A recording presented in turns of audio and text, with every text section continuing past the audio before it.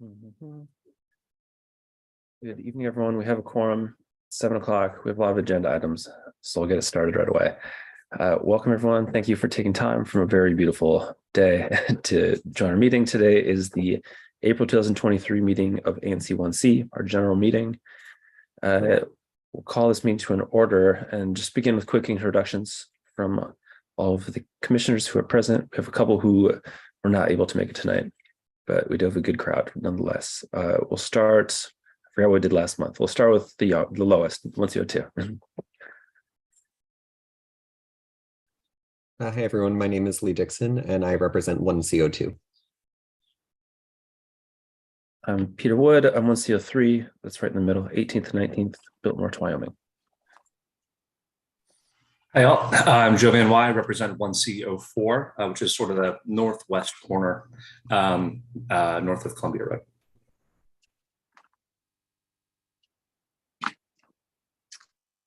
I'm Margaret, Commissioner Stevens. I represent 1C05 at the back of the Lanier Heights at the back of the zoo with Fire Station 21.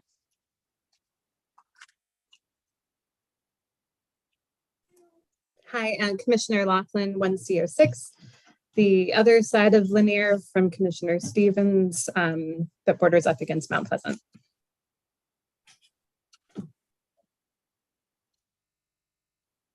And it looks like, yeah, that's it for now. We might have Commissioner Falsky might join later. I'm not sure, but we have at least this group for the time being. So let's begin, and just forewarning for the meeting, I will try to be relatively efficient. So if I'm going too long, please cut me off. And if anyone else is dragging on, I will kindly ask that we be a bit more succinct so we can get to all points in a timely manner. So we'll start. Officers' reports, chair's report. The only first item, and I think maybe the only item that comes to mind, this past Sunday, or excuse me, Saturday, there was a special election held. It was in the Line Hotel for the vacancy in 1C01, which is the southwesternmost corner of the commission. It's not relatively common to have a contest, but we had two people that went against each other. It was very close. Turnout was really good, over 100 votes. It was a difference of 6. That was the final tally. And we now have a new commissioner who's not able to make it tonight, but it's Daniel Mickelson-Horowitz. So we have a full commission of 9 people. All the vacancies have been filled, and I'm looking forward to having that as we go ahead. Let's see. Next would be the secretary's not here at the moment. Treasurer's Commissioner Falsini, he's having trouble getting into the Zoom meeting. So I think he is trying to get in. Oh, I see what you're saying. Yeah. We can just wait a second. Vice Chair, you have any notes?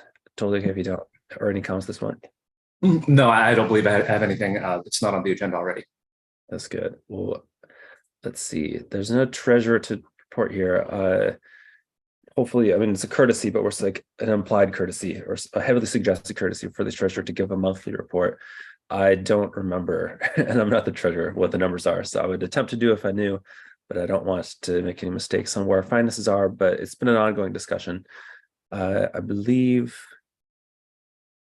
no, he's not in yet. So we'll just forego this secretary's report just in the sake of time and just go to individual commissioner reports, and Commissioner Falsky can kind of combine both once he gets in. So starting at 102 again, just individual reports if anything in your SMDs come up. If not, that's okay too. Nothing came up. All right, and then I'll go next. 103, there's a few things. I think that one of them will be addressed by one of the presenters today, which is a scheduled walk around from DPR to go through some of the parks in this SMD. I'll make sure they get the dates right once they present. Additionally, I mean, in the park, it's a very good time because it's soon to be spring, good weather, and plants things. So if anyone wants to volunteer their time doing some gardening, I can get your hands dirty. Get in touch with me. I'll put you in touch with the people that were out there digging and worming, all these things. Beyond that, the big thing is that the 2 one-ways, like the soon-to-be one-ways on the 1,800 blocks of Calorama and Wyoming are not fully finished, but DOT has put in signs and then cover up the signs. They're going to eventually put in speed bumps and lines. So I'm excited that that seems to be taking a turn for something final, or at least being installed. So that's a good sign. I think that's all for this month that comes immediately to mind. 1CO4.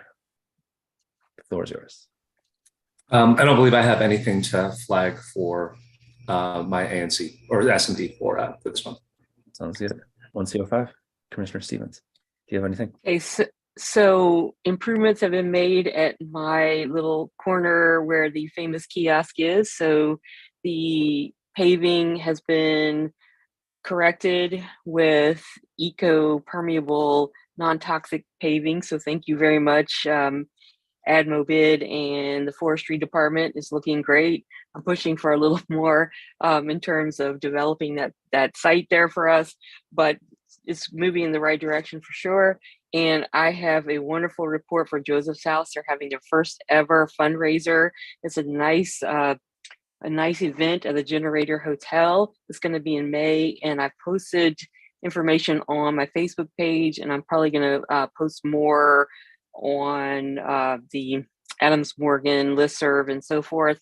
I think Joseph's House has actually been doing a good job getting out the word themselves, but I hope everyone can join us. And also there's an opportunity to be a sponsor if you would like to do that as well. So that's really all the news I have right now.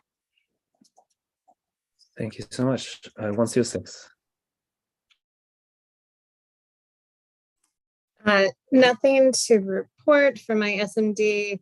I will say some neighbors in all of our areas may have received an invitation from DPW to enroll in the lottery or to try out for the composting program.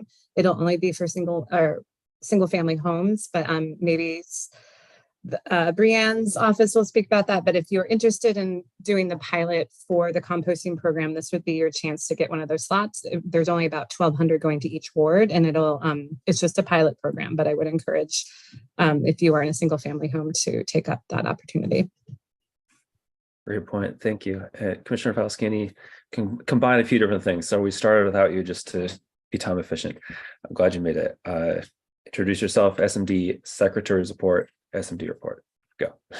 And any chairs, chairs of committees. Cool. Thanks. Sorry, everyone. I was late. I was having technical difficulties getting into the meeting. I'm not sure what happened. I'm glad that the link worked for everyone else. Don't know why it didn't work for me. So Secretary's report, we do have the normal meeting schedule for April. Tonight is the ANC meeting. On the 12th at 7 p.m. we'll have the ABC and Public Safety Committee meeting.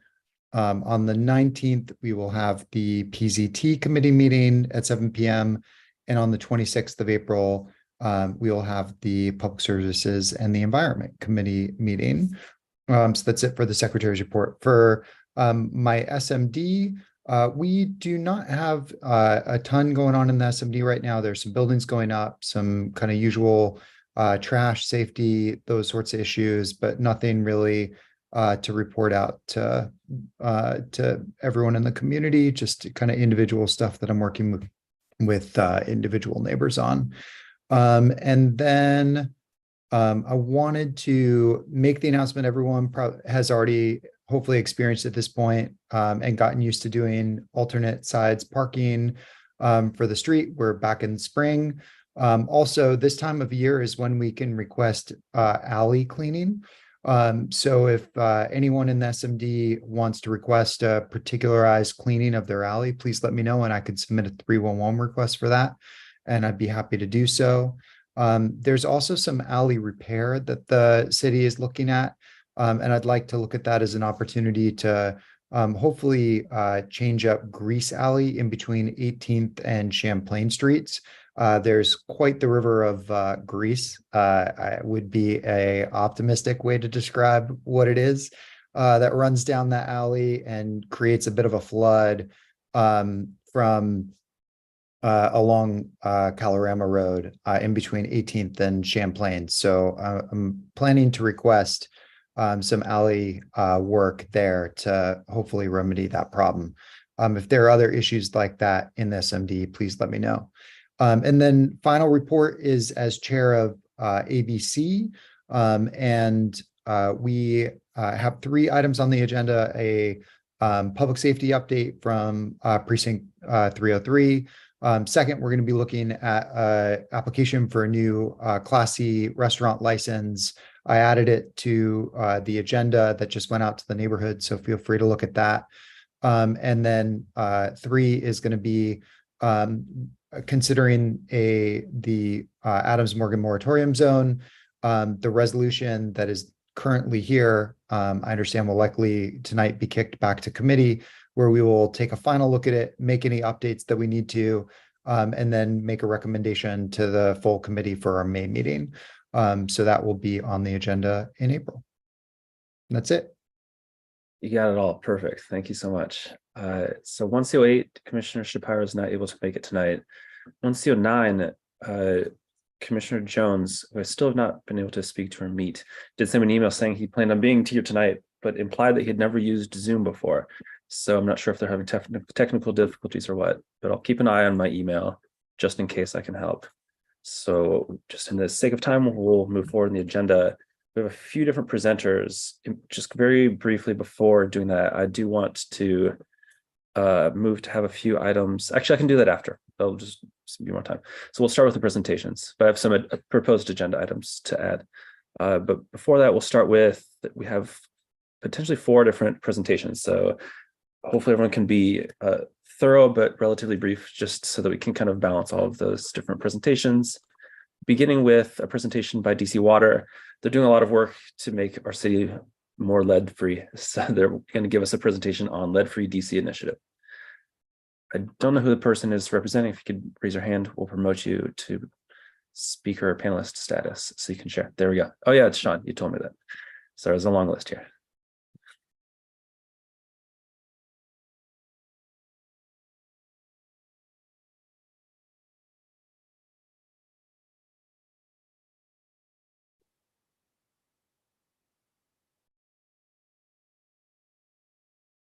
Good evening.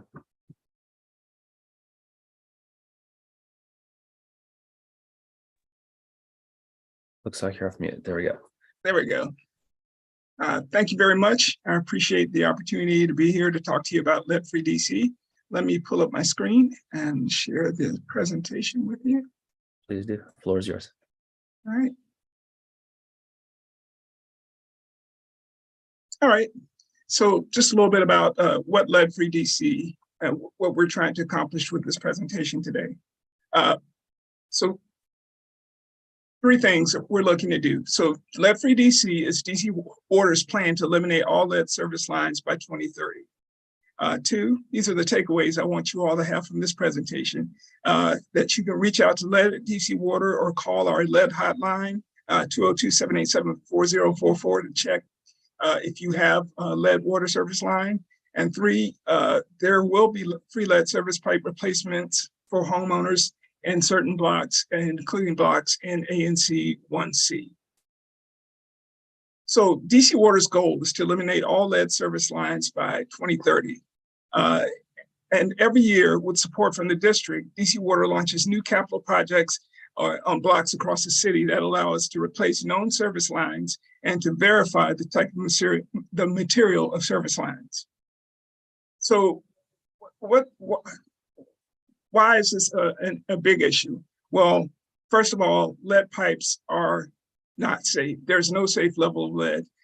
So exposure to lead in drinking water can cause all kinds of serious health effects, including, especially in children and infants, decreased IQ, attention span. You have learning issues, behavior problems, and there's problems during pregnancy for pregnant women, and adults have increased risks of heart disease, high blood pressure, and kidney or nervous system diseases. So there's a lot of negative things about lead, and that's the driver for why we're trying to get rid of lead.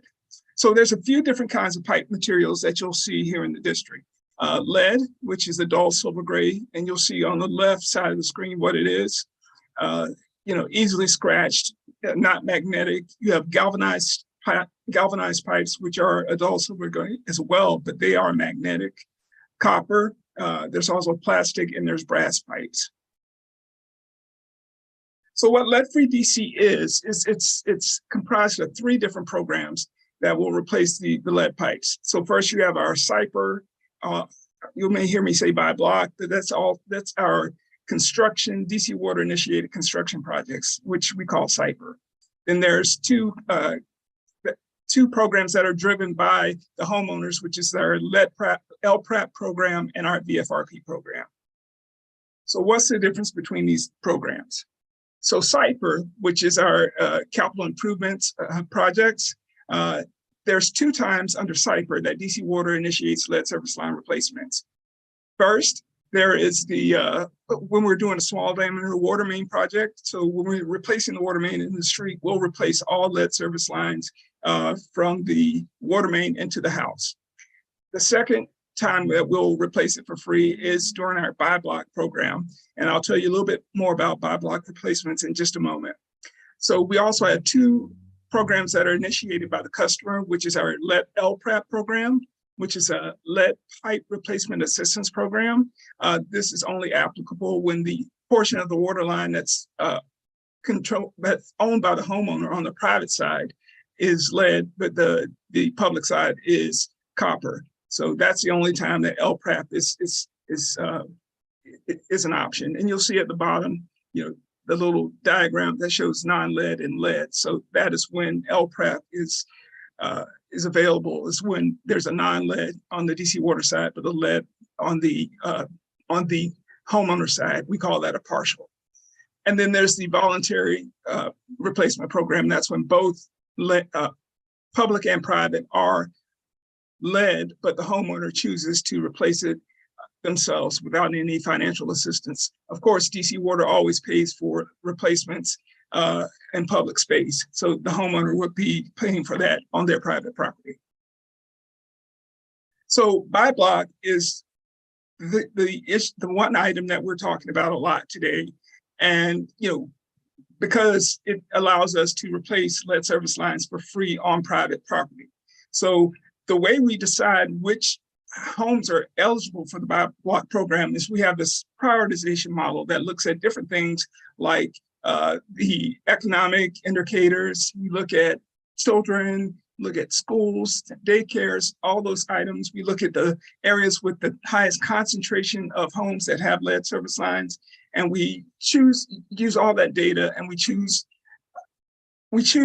blocks from across the city to offer that free lead service line replacement on the buy block program on an annual basis. So every year we choose new blocks. A quick thing just to know that all things about lead can be found on our website, dcwater.com/lead. We have a construction dashboard, we have fact sheets, a copy of the plan, and all the information that you need about lead and everything, you can find it there. So I always want to point out that that's a resource for you if you have questions about lead. But I wanted to talk a little bit about the buy block process. So when you look at a water service line, the homeowner owns the entire service line from the water main into the house. But DC Water is responsible for maintaining the service line in the public space, while the homeowner is responsible in the private space, which goes from the property line into the house. So by law, DC Water isn't allowed to use public funds to replace pipes on private property. But because we have special funding from DC government and other sources, we're able to do that through the buy block program.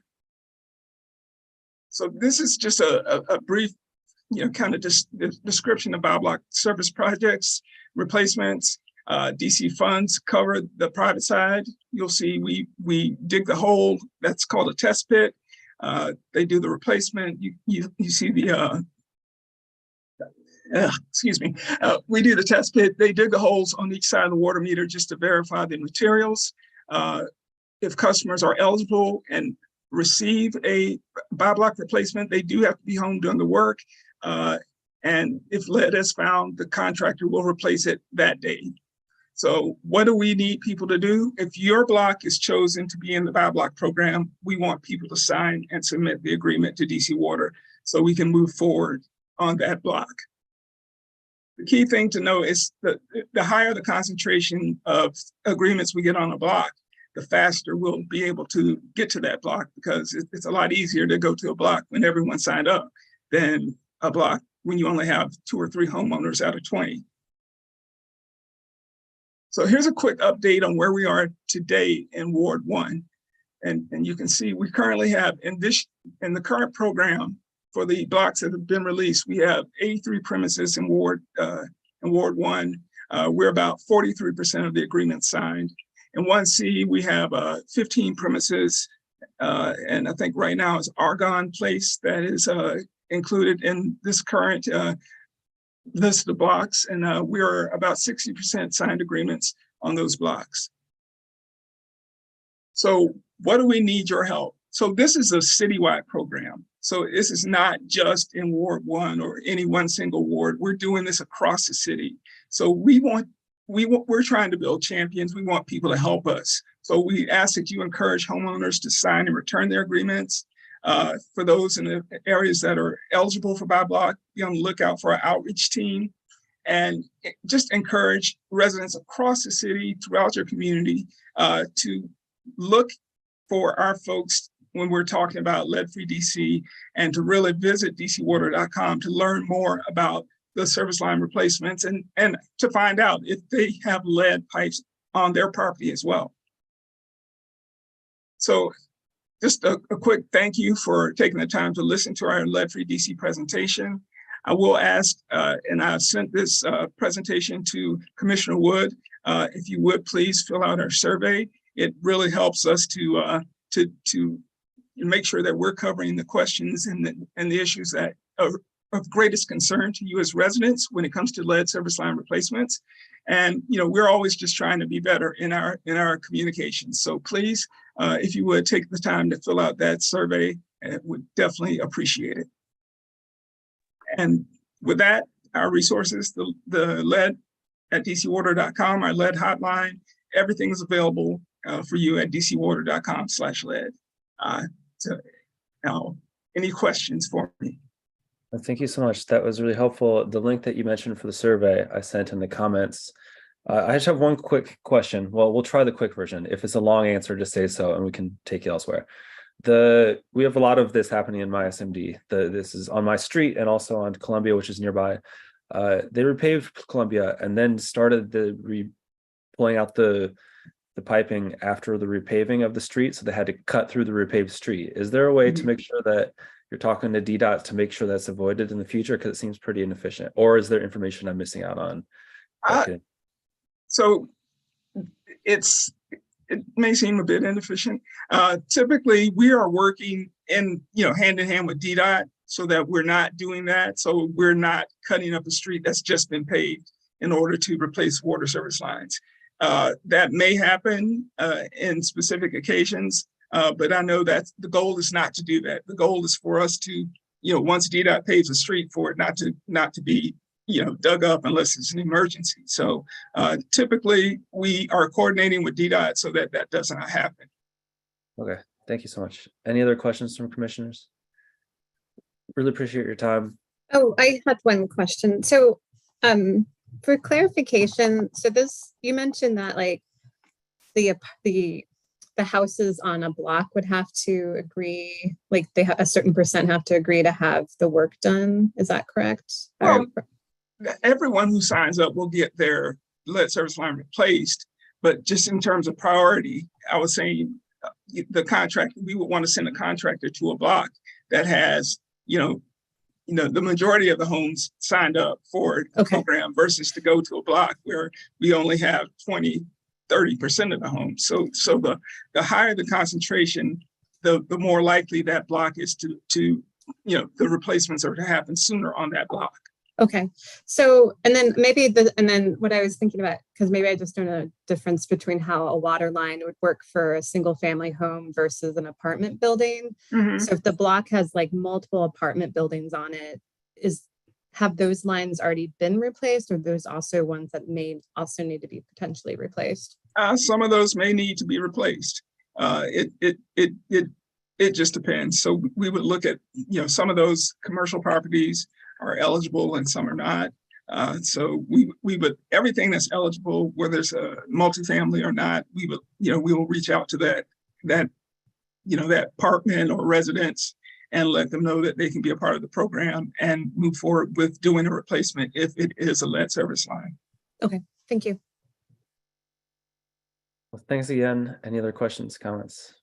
Looks like we're good. Appreciate your time. Really Perfect. informative. Thank you so much. I appreciate the opportunity. Have a good night.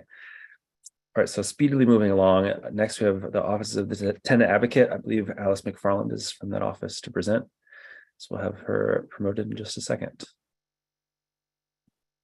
Welcome, Alice.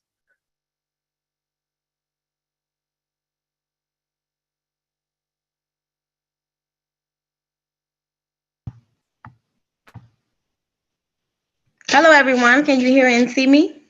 You can. Good to see you. How are you doing? Awesome. Thank you. Thank you for inviting the Office of the Tenant Advocate.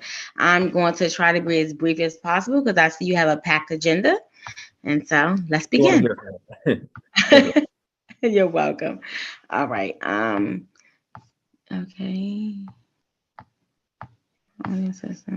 Yeah, okay. I'm having trouble sharing the screen. Okay, Windows. Oh, Chrome tab. Yes. Yes. That worked. Perfect.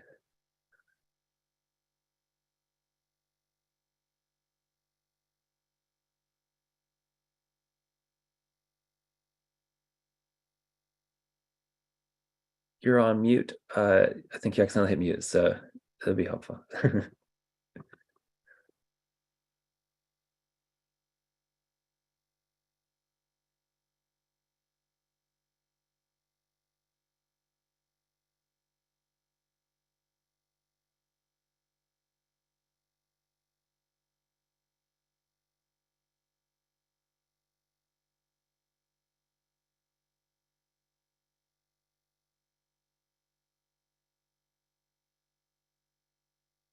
It's okay. We can be patient. Unfortunately, we're not an SMD that has a ASL predominant community, so audio is helpful, but we'll wait.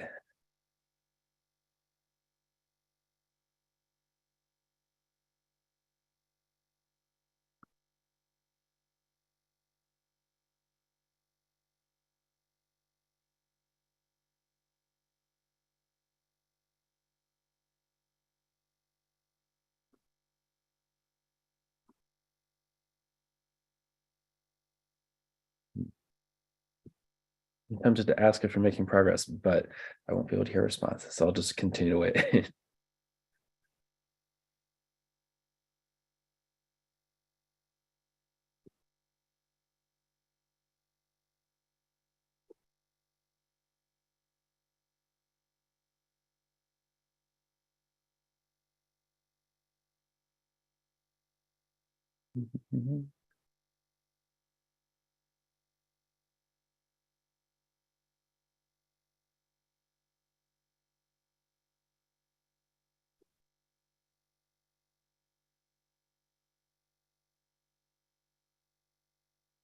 All right, how about this? Would you be okay with us switching the order? We had go to DPR and then we can come back to you. Is that okay? Or do you want to take another second? Alice. Give a thumbs up or a thumbs down. Is there a way for Sean to unmute her? That's what I'm wondering, Sean. Do you know if there's a way to force? I cannot unmute her. Alice, if you scroll to the bottom of your screen, do you see a microphone symbol? It may be easier if you take your slides down first as well. Thank you. So you can hear me when I'm not sharing, but when I share, you can't hear me. Yeah, it seems it just automatically switches. Okay, so I'm going to try it one more time. And if I can't, then my colleague, Christopher Lucas, will try. But let me try one more time. Let's see. That sounds good. Thank you. All right. Okay, Chrome.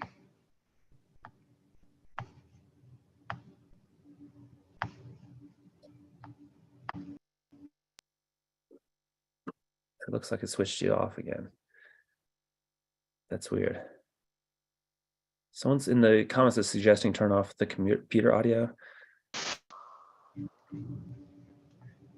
Okay, so my colleague Christopher Lucas is on. So I'm going to share my screen and then he's going to do the presentation. Does that work? Great. Thanks for the flexibility. I'll share my screen and Chris, you can go and take over the presentation. Is that good? Yep, we're a team. All right, thank you.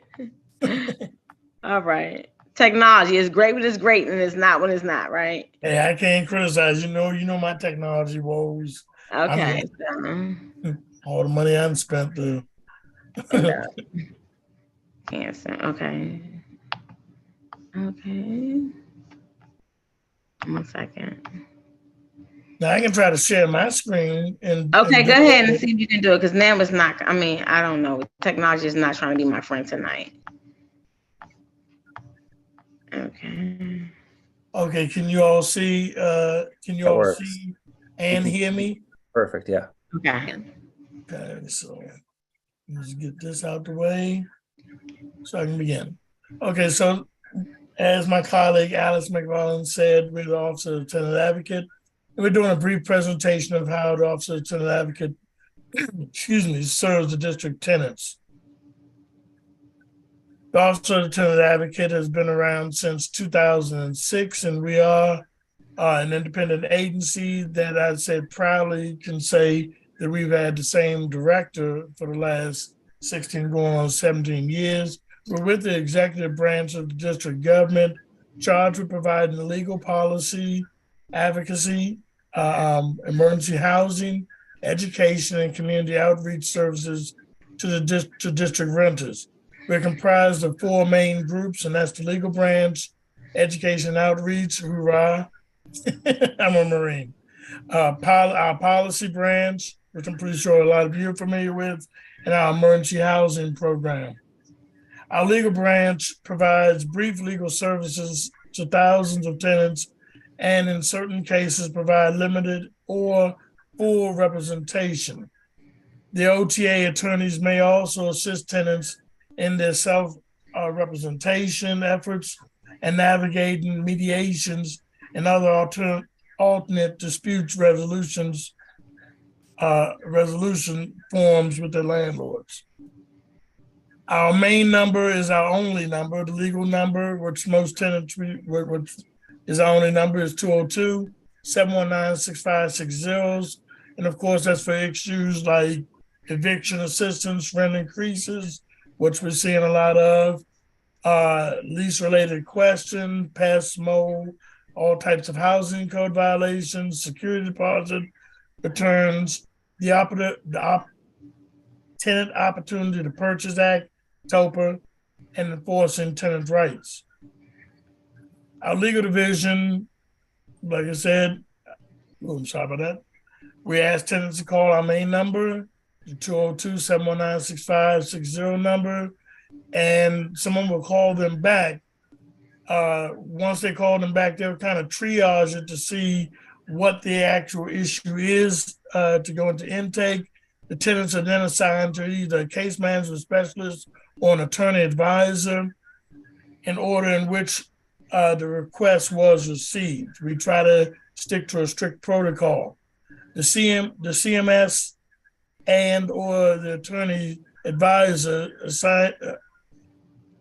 assignments are in order of availability. Tenants will not always be assigned the same staff. Well, tenants will not always be assigned the same staff if they call back with a different issue at a different point.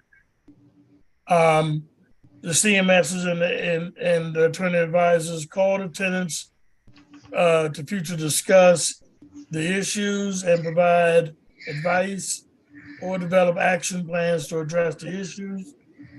In some cases, the OTA goes to court or refers tenants to outside legal for representation and other services. Our policy branch, of course, works with the government and community partners and entitles. That includes the DC Council, the Mayor's Office, the executive agencies, and the court, tenant stakeholders, the DC Bar, advocates, and others to promote better tenant protection laws and policies in the District of Columbia. education branch, which I've come over from legal to with Alice and our other two others. We develop educational materials, classes, as well as virtual tutorials on issues important to DC tenants and participate in community activities and events. We also do listening sessions. That's something that we're picking up on, and we're starting to go more out into the community and doing listening sessions to strengthen tenant associations. Tenants, again, are requested to call the same number, 202-719-6560 number, and ask for someone in education outreach if they needed assistance with forming or sustaining tenant associations, customized classes on tenant rights, requesting the OTA attend a community event, request the OTA, as I said, for a listening session, and we have classes for eviction prevention. Our temporary housing program is an emergency program that assists tenants who have been displaced by emergencies such as fires, floods, or government closures. This program is only activated when the OTA receives an alert from the Department of Buildings, DC Homeland Security and Emergency Management Agency, DC Fire and Emergency Medical Services, and the American Red Cross. Our temporary emergency housing program, the OTA, provides displaced tenants with temporary emergency housing, hotel accommodations, storage for personal belongings, and coordinates services with other district agencies and community-based organizations to try our best to get the tenants rehoused. We also assist the tenants still with exercising their legal rights to force the landlord into compliance. One of the programs that we're really concentrating on is our eviction prevention classes. And this is a short little part of it. In the District of Columbia, you know, there's only 10 specific reasons that a tenant can be evicted. The most common reasons for eviction in the District of Columbia are for non-payment of rent and for lease violations. We're also seeing a third, and that is illegal activity occurring in the unit. All tenants being evicted for a lawful reason in the District of Columbia must receive a written notice with various requirements, including the reason for the eviction. A tenant who is being lawfully evicted in the District of Columbia has the right to 1, a written notice from the landlord describing the reasons for the eviction, 2, an opportunity to cure if the lease violation is the basis for the eviction, 3, an opportunity to challenge the landlord's claims in court, and if the eviction is for non-payment of rent, we recommend that the tenant pay the rent. In order for a tenant to be evicted in the District of Columbia, we want to make sure that all tenants know that a landlord must go through the judicial process. And that's something I really hope that you get to your constituents. If landlords prevail and win possession in an eviction case, the court issues a writ of restitution, which I'm pretty sure most of you all know is the legal permit that's given to a landlord to take back possession of his rental property. But the reason we want to stress this part of it is because self-help evictions, such as when the landlord changes locks, removes the tenant's personal property and belongings, is prohibited. All evictions must take place in the presence of a United States Marshal. Closing out, if any of you or any of your tenants have any questions or concerns, please don't hesitate. Give our office a call. We're like free lawyers, if nothing else, to give them, advice before they make a decision. So that's the end of the presentation, and we're open for any Q&A if you have. Yeah, thank you so much. So I'll lead off. I mean, you all do really important work, and I really appreciate you taking time to speak to us tonight and for doing that work. I appreciate you having us. Rent control units in DC are scheduled to have the rents go up pretty significantly soon, and that is probably going to lead to more evictions. In the short term, as commissioners, what do you recommend that we do, if anything? I'm glad you asked that question. We just had a meeting about this. What I would recommend you do is voice your concerns as strongly as you possibly can to our policy division. Now you can either call our number or you can go online to our website and go into Ask the Director. And as elected members of your community, I would recommend that you make those issues, you stress those issues, because we are, I would say we're literally trying to get some attention both with the council and the executive office to consider some of the bills that are being proposed to lower the increase rate at this point. We know that that's going to be a problem. Okay, so calling the hotline for OTA is a good way to voice that, or should we be? I would recommend that you send an email to Ask the Director. That way we actually have we have all the information, our policy director will have all of your information.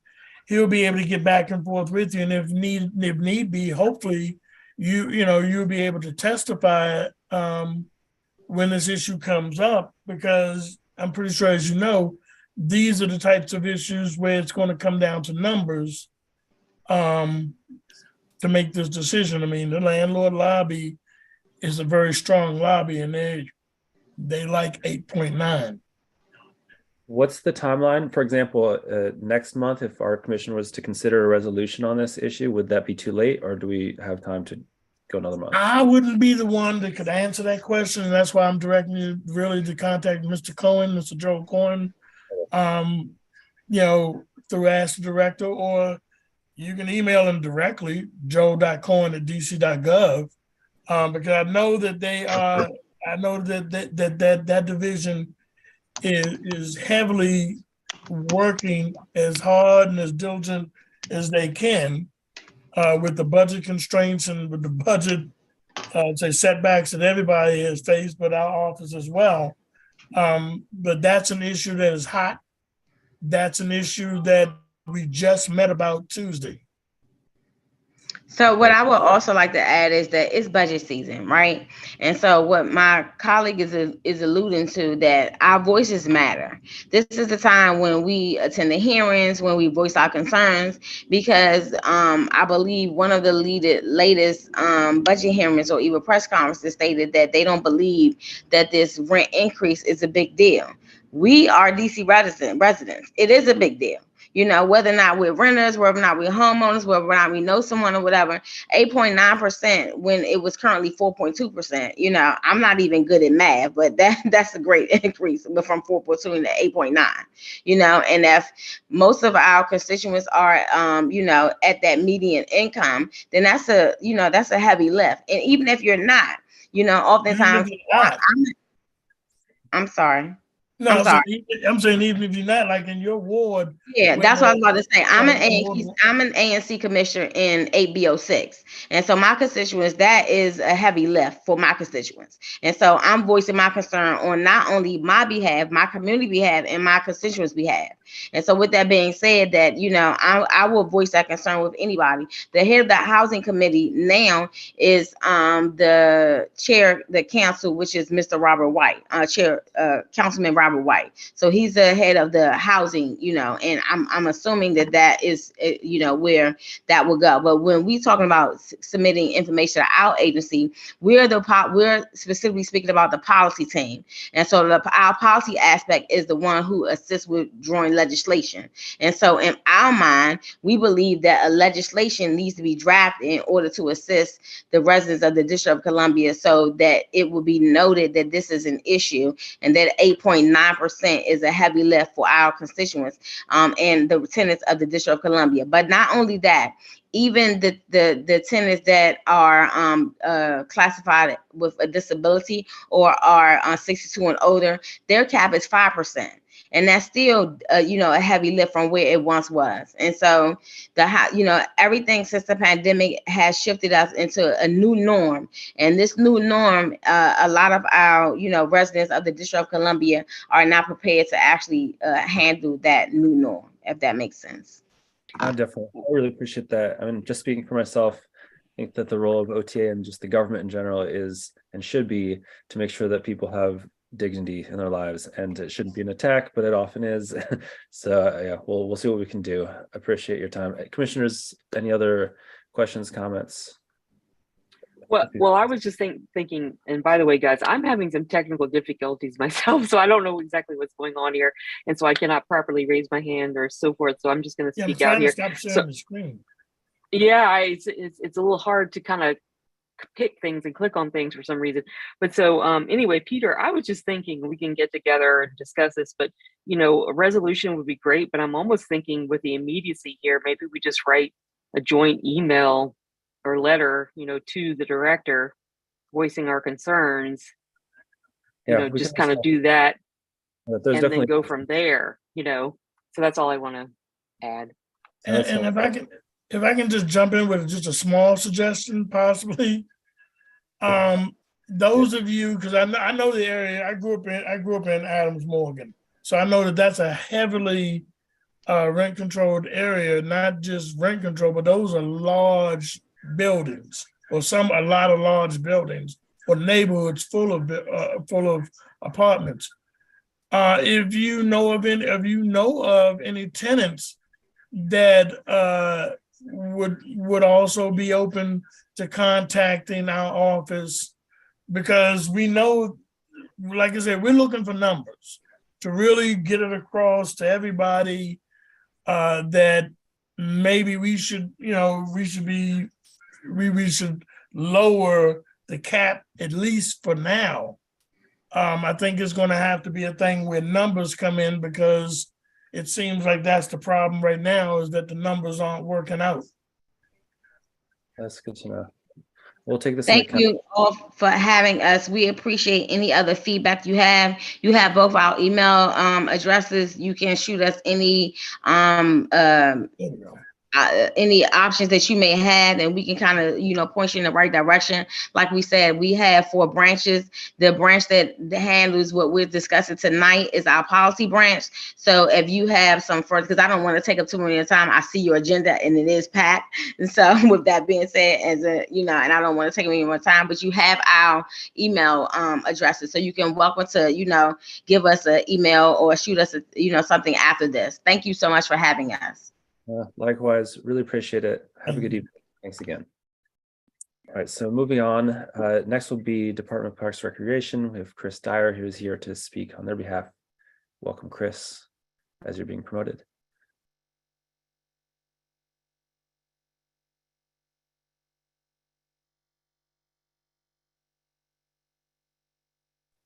And I finally remembered to turn on my audio the first time, which is always good. Good evening, everyone. It's wonderful to see everyone here. And of course, my screen is I cannot find my presentation on my screen here, which is always exciting. Hold on for just a second. I have to save it to my desktop, because for some reason, hopefully that'll work. Aha, yes. For some reason, Zoom does not pull out presentations directly from Teams. So anyway, I digress. Anyway, it's exciting to be here at ANC 1C. Hopefully you can see my presentation. Thank you, Commissioner Wood, for inviting me. And it's always a fun time to come to your commission, and welcome to the newer commissioners from 1C. I also know that Jake is a returning ANC commissioner as well, so it's exciting to see everyone again. My name is Christopher Dyer. I'm the Community Engagement Manager for the DC Department of Parks and Recreation. Wanted to give you a quick update. As a reminder, DPR is the #1 park rank system in the country. We're really proud of that. We have programming and events year-round in 244 sites across all 900 acres in all 8 wards, and we have 100+ in different capital improvement projects in a construction system to support the district's park system. Speaking of capital projects, it's very interesting. I did not realize this. This is the first time I've ever been to an ANC meeting where all of the parks in one ANC are under having a capital improvement project happening at the same time, which is very exciting. So Ann Hargrove Park, Kalorama Park, and Unity Park, we will be having a community meeting on May 1st in Kalorama Park to provide an update to everyone on those small renovation projects. So we will send the ANC an email with a flyer and everything. In the next couple of weeks, we'll have you spread the word, but I just wanted to give you all a heads up that we're in the process of, we're at the point with these projects where we'd love to have the community, give the community a briefing about what's going on, so you're aware of what these are. And for some of them, I know that specifically with Ann Hargrove, it has been a long time coming. So wanted to give you that update. Walter Pierce will also be doing renovation. There will be a community meeting, a separate community meeting about that project because it's a slightly more different renovation project. But we definitely want to let you know that Ann Hargrove, there's going to be some erosion at Kalorama, and Unity Park will all be at one night, so that we can see you guys. So that's that. Couple of websites I'd love for you guys to have. DPR.events is a list of upcoming events at DPR. DPRprograms.com has information on programs, including how to sign up. DPR.dc.gov/locations has an ability to find a location of a DPR facility. And of course, DPR.dc.gov/permits is where you go if you want to have a party at one of our sites. DPR.dc.gov/DPR calendar will allow you to drill down specifically at some rec centers to find out programs and permits at specific sites. So if you want to find out what was going on, I know it's not in your ANC, but if you want to know what's going on in Columbia Heights Civic Center, go ahead and take a look at that website. I know you're Columbia Heights adjacent in your ANC. You're also close to where I grew up in Mount Pleasant, but that's a digression. So summer camp, I wanted to come to you briefly talking about summer camp. And of course, today is the last day to register for the lottery. You have about 3 hours if you haven't done so already. Go to dprsummercamp.com to sign up for our lottery. This is a new system that we installed to make it more equitable. We have gotten a lot of traffic. We're very excited. I think that we have about 30,000 unique attempts to register for our summer camp, but you still have a few minutes. What'll happen is it'll close tonight at midnight. We're going to run the lottery on April 18th. So if you've signed up for the lottery, you'll get a notification via email on the 18th of the results. And then the payment will be due on April 25th. Here's some of the guidelines that happen. If you still want to sign up, you have time, dprsummercamp.com. However, we do not have any tech support left on site. So if you're not, we hope that you had a chance to sign up, and we look forward to the first launch of this lottery. So that being said, wanted to give you guys an update. This is weird, we're in a sort of the elbow season.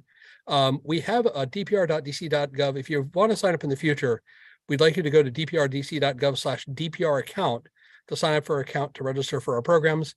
We also have a reduced rate application on that site that was eligible.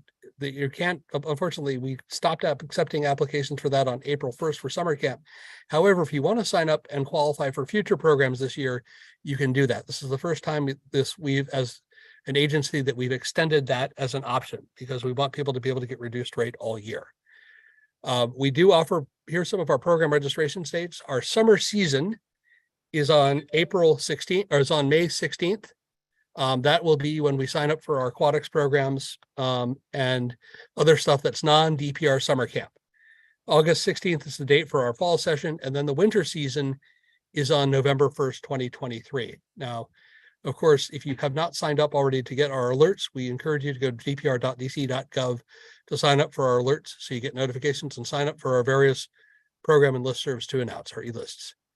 That is the crux of my presentation. Commissioners, my role is to be your basic MOCR for the ANC. I am also an ANC commissioner myself. I'm excited that we actually had to meet last night, so I was able to come and see you guys this night because we normally meet this first Wednesday of the month as well. So if you have any questions about an activity or need assistance, please contact me at 202-702-9453 or by email at christopher.dyer@dc.gov. And again, I really completely appreciate the work you guys are doing on behalf of the city and look forward to answering any questions you might have. I'm going to stop sharing my screen. Thank you so much. I was about to point out, this is the second person from another commission that is presenting outside of their commissioner status. So appreciate the collaboration across the city. And I thank you needed street cred with you guys. Sorry, I decided after helping you guys last year, I needed more street cred, so I ran. So, you know, I truly appreciate the work you guys are doing. Well, Oh, there's a sickness on my end. I don't know. Anyway, go. What are your questions, commissioners? I'm I sorry. don't have any. I know that Commissioner Fauskini said in the comments that lottery system's very appealing. I think that's a pretty common opinion from what I've heard. Any other commissioners have any comments or questions? Yeah, go ahead, Commissioner Fauskini. Thanks, Chris. Thanks so much for being here. Really appreciate it. The DCPR, all the programs that you run for the kids in the city are just absolutely amazing. Really appreciate the expanded hours for the community centers. I know that you sent around an email about that, letting folks know. Would highly encourage folks, if they need the summer camp time this summer, to sign up. The new lottery system is absolutely fantastic, really easy to use. Much better than the old system. So thank you so much. I had similar questions about Unity Park. It sounds like you all have secured a bid for the Unity Park resurfacing. And is that what will be discussed in the May meeting? Is the timeline for that? Yes. Resurfacing for that. There's also some work that we're going to be doing in the resurfacing for Ann Hargrove. And we have a small erosion control project that we're going to be launching at Calorama. And those will be the 3 updates that we provide. Awesome. Chris, thank you so much. Really appreciate having you here. No, thank you. I enjoy not getting emails about you as much about Marie Reed. So hopefully we'll keep that going. I guess the other thing I would say is I have gotten several requests, if possible, to extend the Marie Reed pool to Sunday. I know that you've gotten those too. So I've passed those along so the community knows, and I know that DPR has it under consideration and is weighing it with all the other competing concerns and priorities that you have. Yes. And just one question in the comments, Walter Pierce community meeting. Could you repeat the details for that, please? We have not set a meeting for that yet. We are still trying to schedule that meeting. I don't have a date yet, but once we have that date, we will schedule that. Please feel free to email me if anyone is and the Calorama meeting will be in the Calorama Park at 6:30. Feel free to email me if you want to get on the list to get any updates on a specific project or a specific project at christopher.dyer@dc.gov.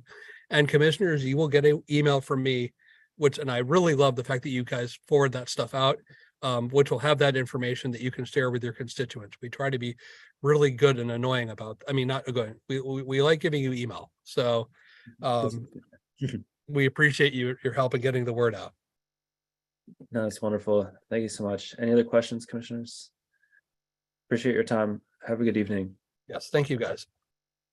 And one more presentation. And I do appreciate everyone, the people that are attending for later items, waiting this full hour to go through. It's budget season. I think a lot of agencies really wanted to get on ANC agendas to get to speak this month. So we have one next presentation is from, I'm not sure who exactly is going to present from the office, but from the deputy mayor's, the office of the deputy mayor of planning and economic development. It's budget season, so that means that the mayor has proposed a budget, councilors reviewing it, and there's a lot of opportunity for public input on what the different budget items are. So Tim Ped's going to give us a little bit of that overview. Welcome. Good evening. How are you doing? Commissioner Woods, can you hear me okay? Yeah. Appreciate that. Just let me know there's a fan going on in the background here that could get a little bit noisy, but just let me know if you can hear me. I know there's a question in the chat though. I don't know if you wanted to address that before we get started. I'll take a look. I'm losing track of all the questions. You can go ahead. I'll address it in the chat if I can. Sounds good. Really great to be here as a former Ward 1 Columbia Heights resident. Just seeing the neighbors and coming to an ANC meeting like this is great.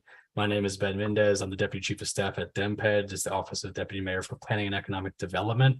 I know there's been some budget conversation already today. I think we have some slides. I know you have a packed agenda. I don't want to keep you too long. I think what I want to make sure that you all have access to though is there's always a lot of things in the budget. There are always a lot of documents associated with the budget, and it is very difficult sometimes. And we're trying to make this a little bit easier to find things that are either pertinent to Ward 1 or pertinent to the topics that you are looking for.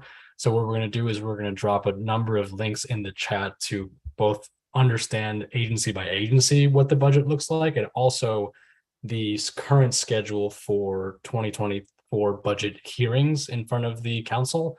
As an example, DEMPED's hearing is on Monday. Welcome to join. And I know a couple of my colleagues will be dropping links in the chat, and Commissioner Wood, we're happy to send a couple of these links after the meeting as well. Because again, it is difficult to find some things in the budget. I have a slide deck that the mayor shared and the mayor presented to council about 2 weeks ago now that highlights some of the large scale, or at a high level, what's in the budget. Because I'm coming from DEMPED, I can speak a little bit more to the DEMPED investments if you have questions. There's also a couple of DEMPED specific links if you want to learn more about our budget and learn about the current grant opportunities for businesses that businesses in your ward and commission agency might be eligible for. But I'm going to go ahead and share my screen quickly, run through very quickly what the high level kind of looks like. And happy to take questions. Just let me know when you're able to see my screen. We got We it. can see it. Great, thank you so much. And I know Moises Del Rosario, who some of you may know from his previous Mocher days, who now is on my team at DEMPED, is going to be dropping in chat different links throughout this and is available for questions also.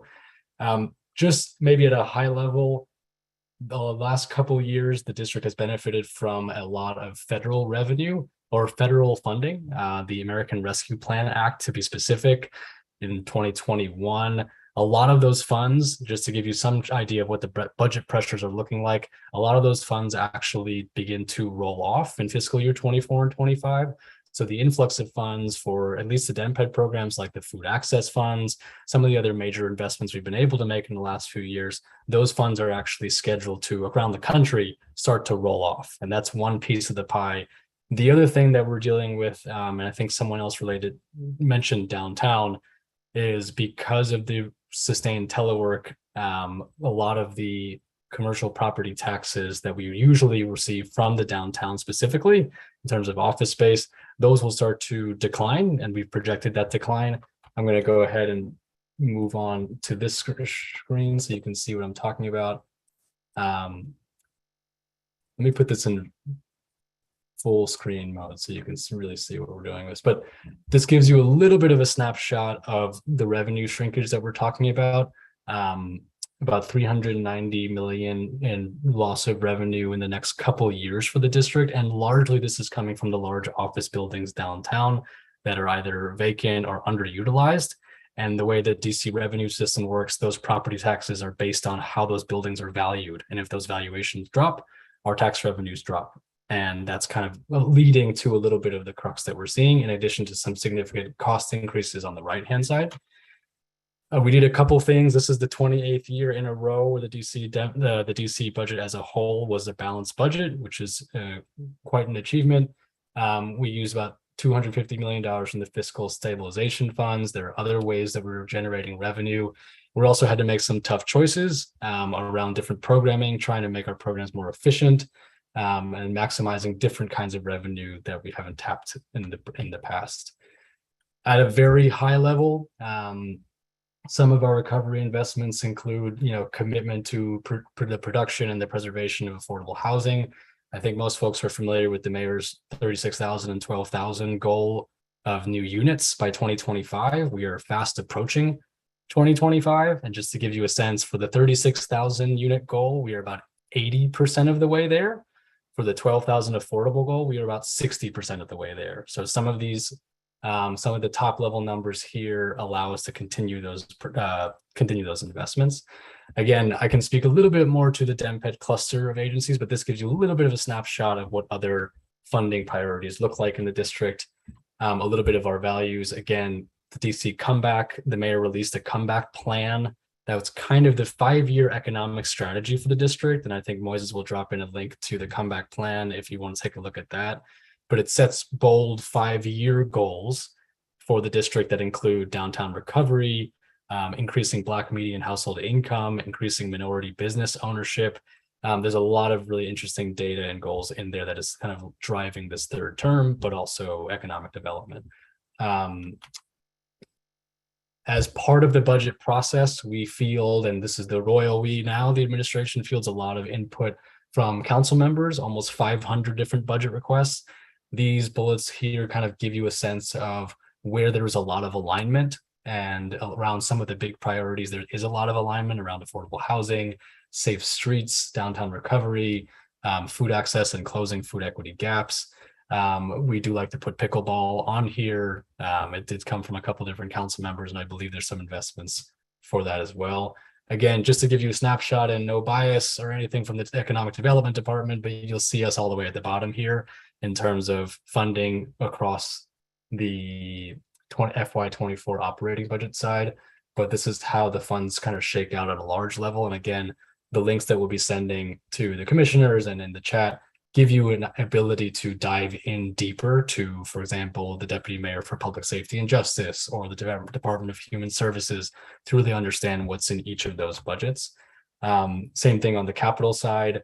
There's been a lot of capital programs. I think DEMPED has about $320 million of investment in the next, in the capital budget years. That's a 2024 to 2029 range to bring about some, I think, 5,000 or so new housing units and a couple of other mixed use developments. I mentioned DC's comeback. A lot of these investments, what we're doing now in this fiscal year at the moment, and some of these are live opportunities, you can find, and I think in the chat, we'll throw in a link to what we call obviously dc.gov. Some of you may be familiar with this already, but we try to amalgamate and to be as efficient as possible all of the different grant opportunities a business can take advantage of in the district. A lot of those are led by DEMPED, but obviously dc.com is where all of those opportunities will live. Links to applications, links to FAQs, and a number of those are live. You'll see we're continuing to make new investments, continuing some of the really popular programs. For example, the Commercial Property Acquisition Fund, which allows businesses to acquire physical property and own physical property and expand their businesses in DC, which has been a hugely popular program. We're making big improvements in our downtown, and also taking a big bet on introducing new housing in downtown. I'm happy to speak to that as well. I'm not going to go through each one of these slides again, as I am not the expert or the best person to field questions on the non-kind of economic development side of things. But these are more for your awareness that we've broken these up into education buckets, both operating and capital, what we're doing for recreation. I think DPR spoke to a little bit about the more tangible opportunities for 1C, transportation, safety, and mobility. I will speak a little bit about the legacy initiatives here. A lot of these are tied to a mayor's goal that came out in October, I believe. There was a lot of work done around Black home ownership and closing the Black home ownership gap in DC. There's a new goal by 2030 to introduce 20,000 net new Black homeowners in the district. That ties back to some of the funds here. Heirs Property Services is a really important program that provides legal services to folks who are trying to pass their homes on to the next generation. And so in different ways, we were thinking about how to make sure there's greater equity in our home ownership market as well as our mixed multifamily. A couple other programs that the investments we're making in 2024, Strong Families, Strong Futures. This is a direct cash transfer program. This is another example of how the mayor and DEMPED are kind of investing in our people. This is direct cash, no strings attached, focus on maternal health outcomes. So we're targeting targeting mothers with young children here to try to improve maternal health outcomes through what is a tried and true kind of pilot for guaranteed income. We've increased significantly in this year the down payment assistance that's available for potential homeowners. The maximum amount of a down payment assistance is now $202,000 through what you see here, the Housing Purchase Assistance Program. So this gives you, again, a little bit of a snapshot of the different types of programs, at least from the economic development side, and they're kind of closing equity gaps. There's a lot more to dig into the budget. There's not a lot of time on this call. I am happy to have conversations afterwards, or the folks on the call from DC government are happy to link you to folks and agencies that might be more pertinent to the issues of 1C. Again, public safety, health and human services, government services as well. And I'm actually going to, I know there's a couple of links in the chat that Moises dropped in there. Again, we'll follow up with that. I'm going to stop sharing my screen, but can answer any questions of what you saw on the screens or any other budget related questions that you might have. Maybe I'll keep the screen, the slides up for now, Commissioner Wood, and then we can kind of pull down if we need to. Up to you. Thanks for presenting that. I know that it's been a bit of a hectic time at your office lately for leadership transition reasons. So I appreciate you spending the time to go through this with us. I don't have any questions at this moment. Any other commissioners have any comments or questions they'd like to raise? Not seeing any hands raised. Well, we will definitely be in further touch. I mean, economic development is obviously important to our neighborhood just as much as any. And the question of especially of vacant units and also of businesses having the tools they need to succeed. And there's a lot of different types of business owners in Adams Morgan in particular. So those needs are pretty eclectic. Commissioner Foschini, go ahead. Sorry, I know we have a packed agenda, but this is really my jam. I love this stuff so much. And I love all the stats. It's really great. Thank you so much for presenting it. I just was wondering whether or not, definitely in home ownership, y'all have your key performance indicators that you're trying to hit with all of these investments. And I'm wondering if you have like a quick sheet of KPIs that y'all are trying to hit with all of these investments that you're making.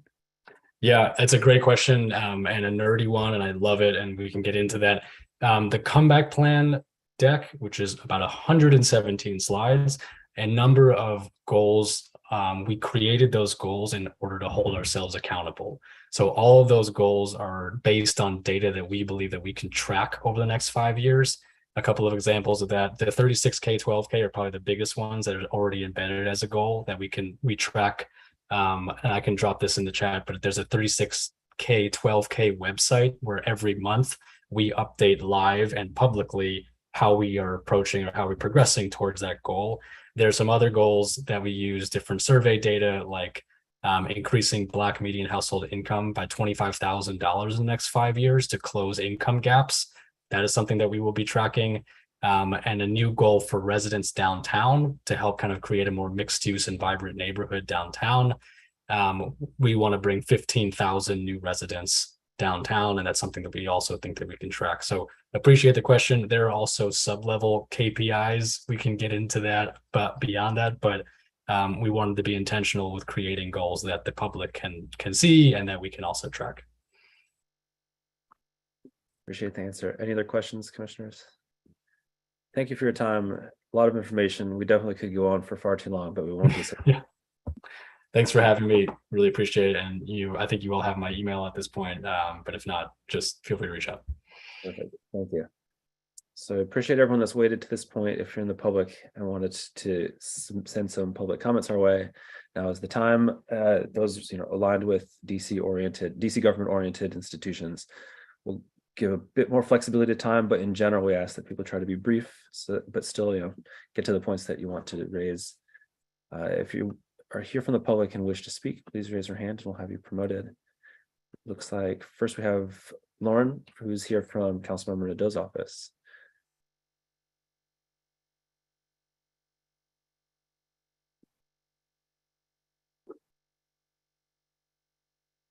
Looks like Lauren's being promoted now.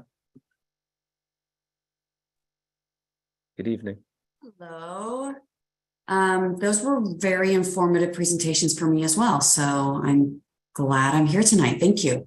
As far as budget goes, I'm going to pop a link in the chat that shows the council members' initial kind of response to the budget and also budget updates, because we are in the middle of budget oversight hearings. And one agency in particular that I know is of great interest to everybody is DPW, and there were quite a few cuts in the DPW budget, and that will inhibit or could inhibit some of our interest in making progress in that area. But the council member is committed to still helping continue to improve the operations of DPW and work with their new director to do so. So hoping that we can work around the budget limitations that we've encountered now in this fiscal year 24 budget. So I'm going to drop those links in. Also want to share 2 new pieces of legislation that have been enacted. They are the Local Resident Voting Rights Act, which has now become law. So if you are a permanent resident, you can vote in local elections, which is fantastic. Still not eligible to vote in federal, but this is a really awesome achievement for our community in Washington, D.C., and really Ward 1 in particular. So very excited about that. And then of kind of equal importance and importance is the decriminalization of street vending and the creation of a street vending zone, which will include much of Columbia Heights and 14th Street as a pilot project before it then gets expanded to other areas of the city.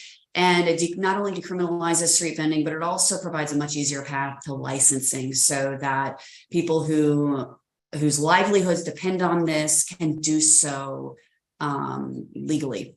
So that is fantastic. We're really excited about that. And I know and saw in the agenda that there was some question and concern about the proposed changes to the circulator routes. So I'm also going to change, because I have already been receiving feedback from constituents on that. I'm also going to share a link to the WMATA Better Bus project or plan.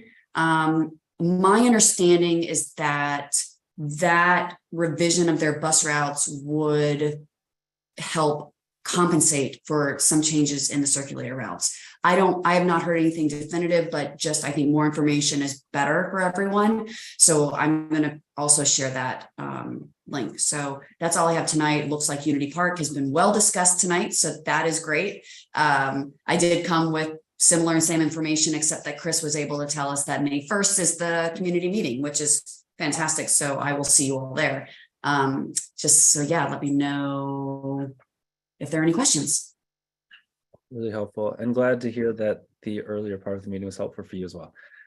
Yes. Commissioners, any questions, comments for Lauren? I think you covered a good deal, so I appreciate it. I have one quick one just to clarify. The permanent residents voting in local elections, there's still a possibility that could get defrayed because it needs to be funded, correct? And the congressional Republicans are looking for something to pick on. Is that accurate? This has already gone through Congress. So now we're just depending on funding like in DC for any future elections. It's potentially possible for a budget. Oh, I see what you're saying. Yeah, potentially. I don't know. I haven't heard that discussed, I should say. So I'm not sure how on the radar that is. But that's a really good question. If the current state of affairs continues for some time and there are people in Congress looking for ways to hold up our laws. So that's definitely tricky. I want to be prepared in case those will happen, but also don't want to talk about it enough that it becomes something that kind of matriculates into. I mean, I appreciate you considering like all the potential outcomes here. I'm going to choose to focus on that tomorrow because I'm excited right now that it was. Yeah. All right. I'm good. Anyone else have any questions, comments? Looks like we're taken care of. Thank you so much for being here.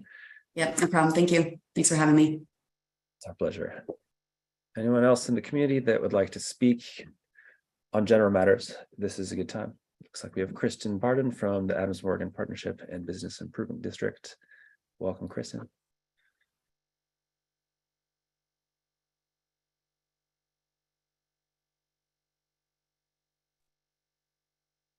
Hey, everyone.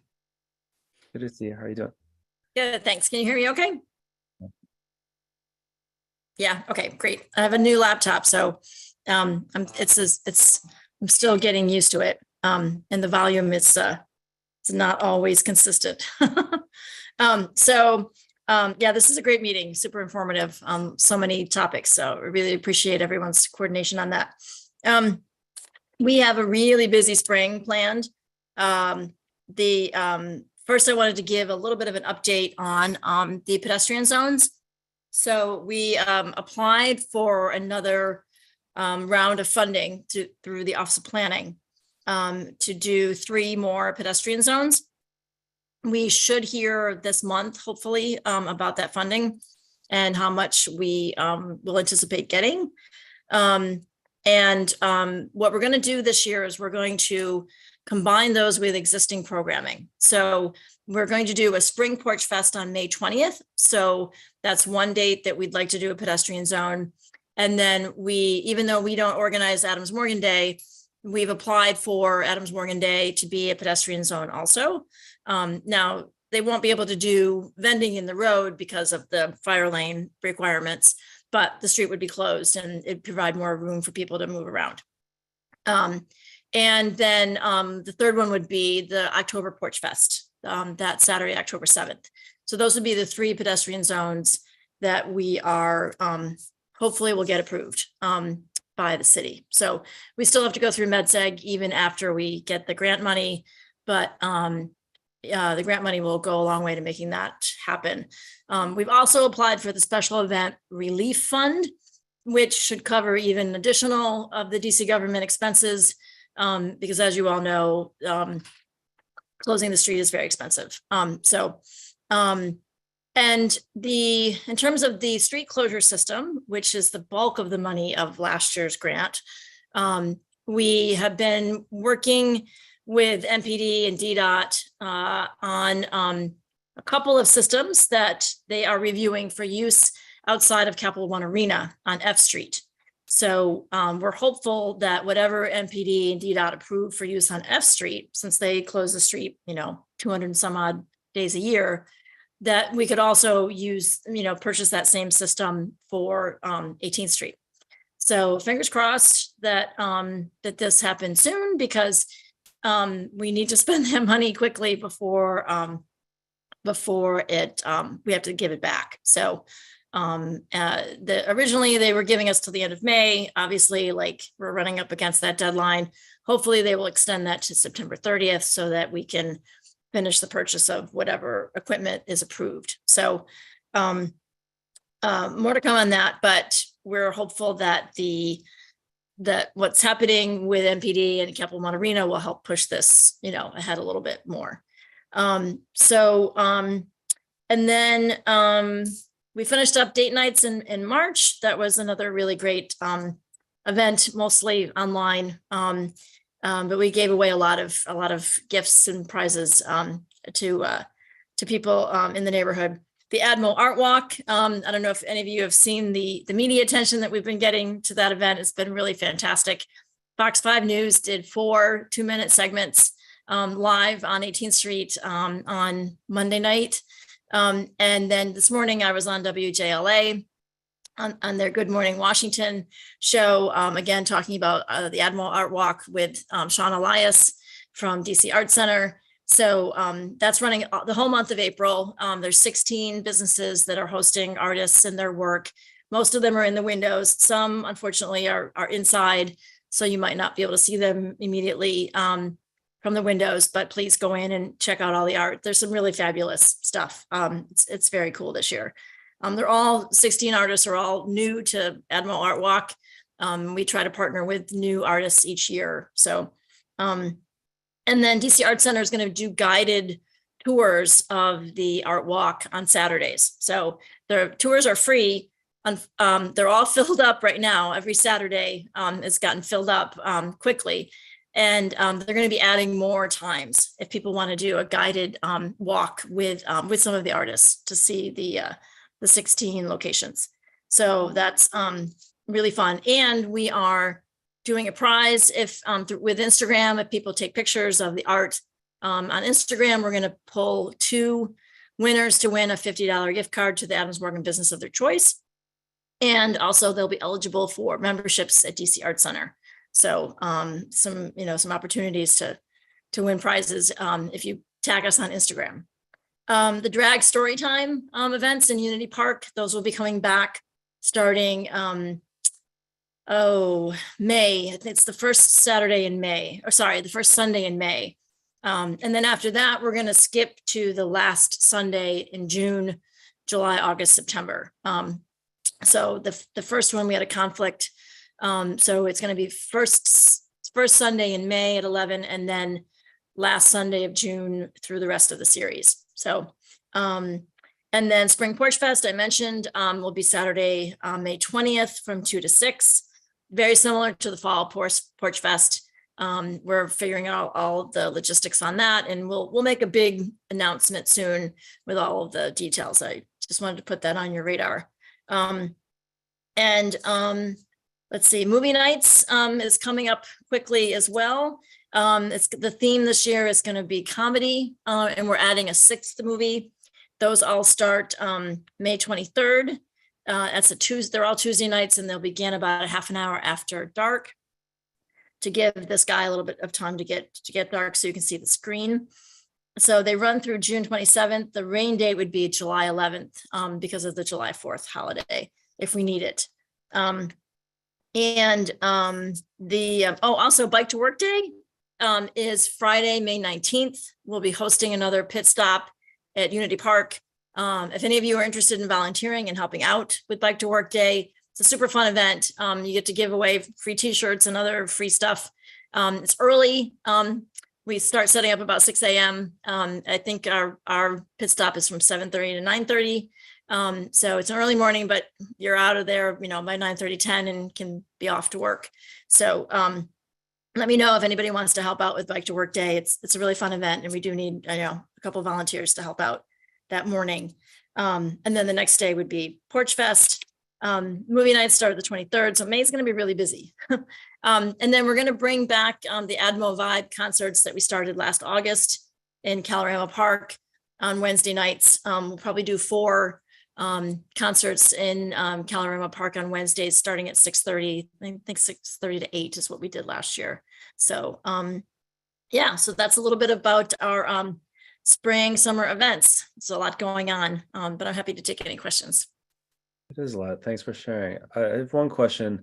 This is nothing new, but it's kind of become more, I guess, relevant to the DC area. The drag show story hours, those have gone off without any issue, pretty much whatsoever. In the event that there were to be some sort of issue, do you have some sort of security plan kind of discussed or prepared? Yeah, we're going to talk to DCPL, the public library, who we partner with on those events, and kind of talk through, possible security situations. Yeah, we've not had really any issues. If we do suspect that something, there might be protesters, we just move them inside the hotel. So, and try to let folks know, that that's what we're doing. So, but, fingers crossed, knock on wood, that we don't have protesters show up. So, but we are talking to the library. We have a meeting with them later this week to talk a little bit more about that. Hopefully that's sufficient. And also, honestly, just worth considering in the event that there's like social media chat or something that seems like it's possible, a few text messages and emails to neighbors, and people will show up and stand outside. So hopefully we don't need to do that, but we're ready. Yeah, great. Thank you. I appreciate that. Any other questions, comments from commissioners? Appreciate your time. Have a good evening. Sure. Thank you. You too. Anyone else that is here in attendance tonight that would like to speak on general matters, please raise your hand. If not, wait a month or send us an email. All right, so let's see.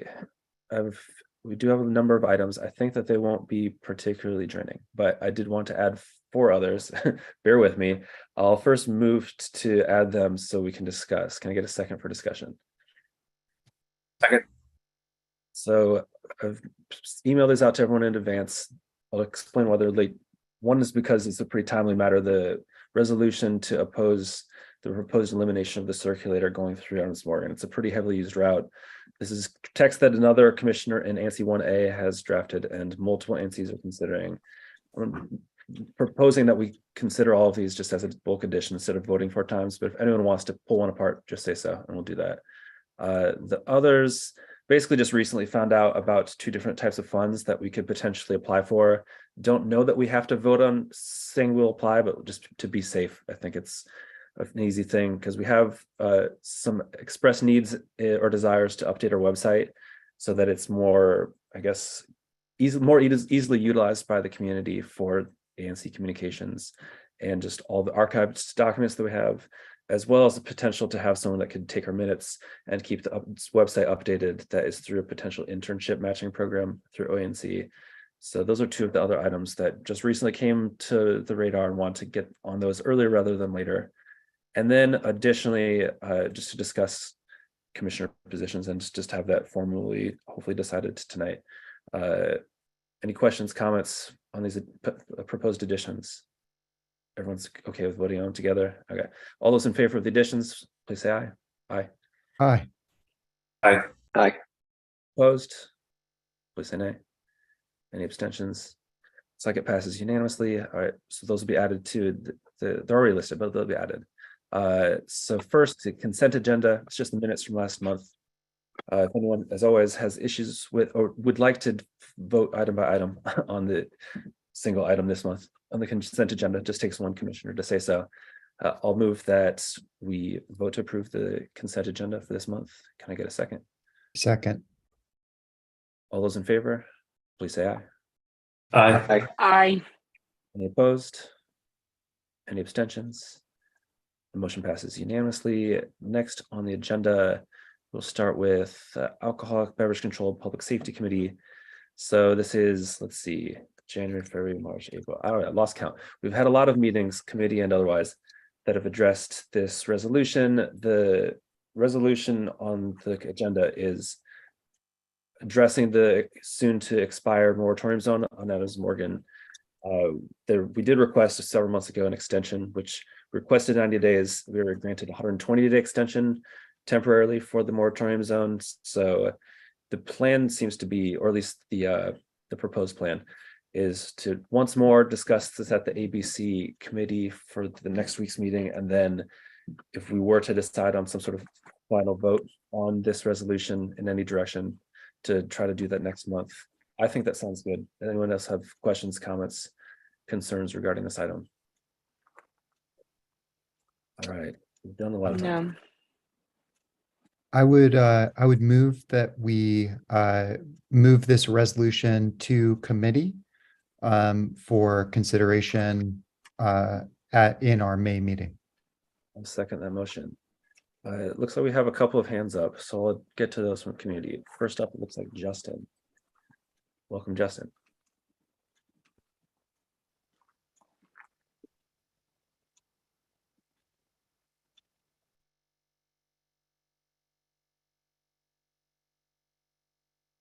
If you're speaking, you're muted, so you need to unmute.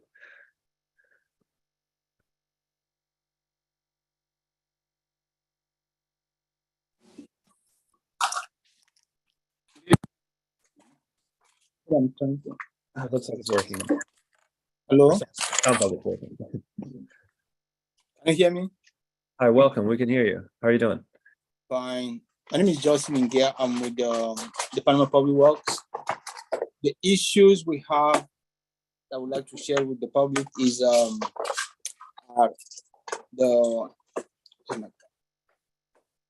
parking during the street cleaning, and also the trash. When your trash is missed. When they don't collect your trash, please call. We see some areas where when the trash is missed and the resident don't complain. So when we go back the following day, we see that there's overflowing trash everywhere. So that's how we find out that that alley or that street was missed. So we like people to complain. Also, if the vehicle parked on the street, when there is street cleaning, we have to complain. So that way we'll send parking enforcement to try to remind people that they have to move their vehicles. Another thing is some people request street cleaning on the street when there is no sign. So the requirement to qualify is 3 blocks and 85% of the resident on the 3 blocks, the minimum of 3 blocks, and resident on those 3 blocks have to approve. So you have to have those residents sign a petition. Then if 85% approve, then it will pass. So those are the conditions. That's what I have to share. I don't know how to make my video. It's okay. No, thank you. It looks like we missed you on the earlier part of the call. So just to clarify, not related to the agenda item of the moratorium zone, but very helpful information regardless. I appreciate you being here tonight. Looks like we have a phone number that is called in. Welcome.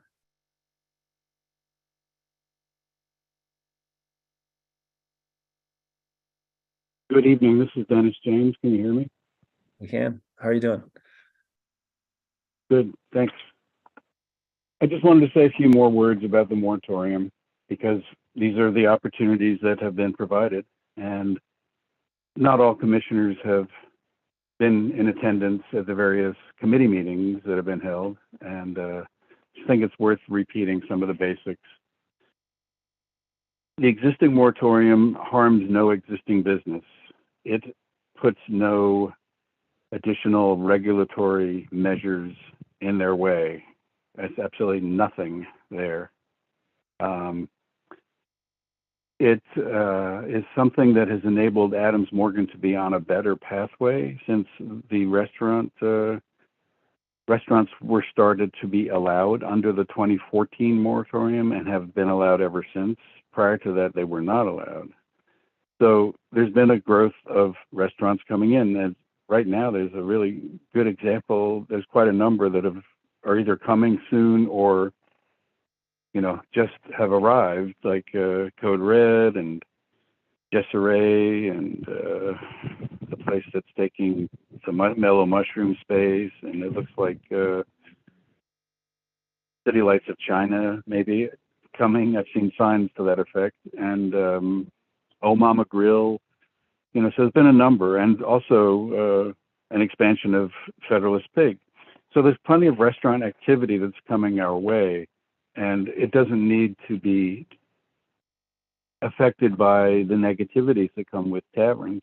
Taverns have historically been problematic, loud, turning out drunks, in great numbers, violent incidents that have, been the epitome of what the tavern situation is in Adams Morgan, with a few notable exceptions. So those are some of the things that I think are worth keeping in mind as the ANC considers what it might do. And I would recommend, and I'd be quite happy to work with the ANC, to file a joint petition to continue the existing conditions. It's totally reasonable. It's what the ABC board has approved the last 2 times out. And nothing has really changed. All the same spaces are there. Some of the names of the establishments have changed. Some have failed and moved on, and some are coming. So I'd just like to put that out there. That's all for me tonight. Thank you. Well, thank you so much. And just to clarify on a point, as mentioned, lack of commissioner awareness, or implied, I should say, fourth full meeting that this has been on the agenda. So I think that every commissioner, at least has been here since January, has been made well aware. I don't know of any other item that has been on this many agendas, at least in my tenure. So hopefully that's been sufficient. I don't know how much more we could do to appease that. Keith, it looks like we have Keith David Parsons, who's here tonight. The floor is yours. Welcome. Hey, I got a question. I'm wondering, given that this has been on the agenda several times, why it's being pushed out again? Because I, for one, am looking forward to the relaxing of the moratorium. I do not necessarily agree that it's had any good effects. So I'm curious why it's being sent back to committee and moved out a month. Yeah, I can address that. I've said it at a past meeting or two as well, but definitely not every time. And it's good to reiterate. So at least through our discussions over the months, we've kind of decided that it makes sense to try to foster as much public input as possible, especially historically. There are some individuals and groups who seemed to make claims that public input is limited. So we want to avoid that. And, more importantly, actually just get public input to come in. I think Abra wants us to say something final at some point, but we do want to try to get certain institutions that have been involved with past research and things to be able to voice what they have to say. It's been a bit more difficult than we expected to get all of those people to have availability, but we've still been trying. And also just the 100-day extension was granted. So we're just trying to take advantage of that. I personally was one of the people who said we should have voted in January. I was outnumbered. So I definitely understand your concern that delaying further is not necessarily to the best interest of the neighborhood. So we're trying to balance those interests, if that makes sense. That answers your question. If not, feel free to chime in the comments. Any last comments from anyone else that's in attendance tonight? The motion on the floor is to postpone this agenda item for consideration at the May meeting. Commissioner Falskini, go ahead.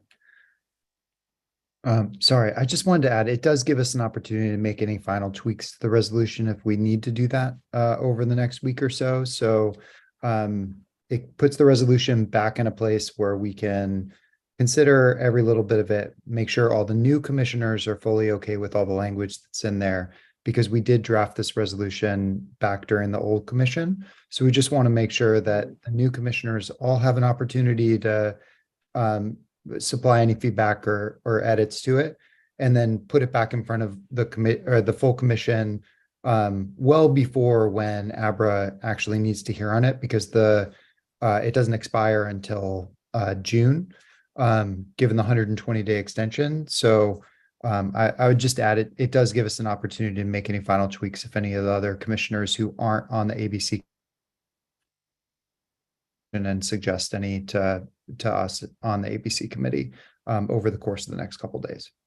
That's an excellent point. I'll make sure to raise it in May as well, if in a few seconds we vote to postpone till May. But this was definitely text that was written in November, December last year with different commissioners, kind of implicitly avoided doing back and forth edits during these months to just be more informative and collecting viewpoints, and potentially doing more of that if it seems desired in May. We have the opportunity to tweak the text. We could right now if anyone wanted to, but it seems like the general consensus has been to try to put it a bit more time to get that public input. I think we've plateaued probably, but we'll do one last push.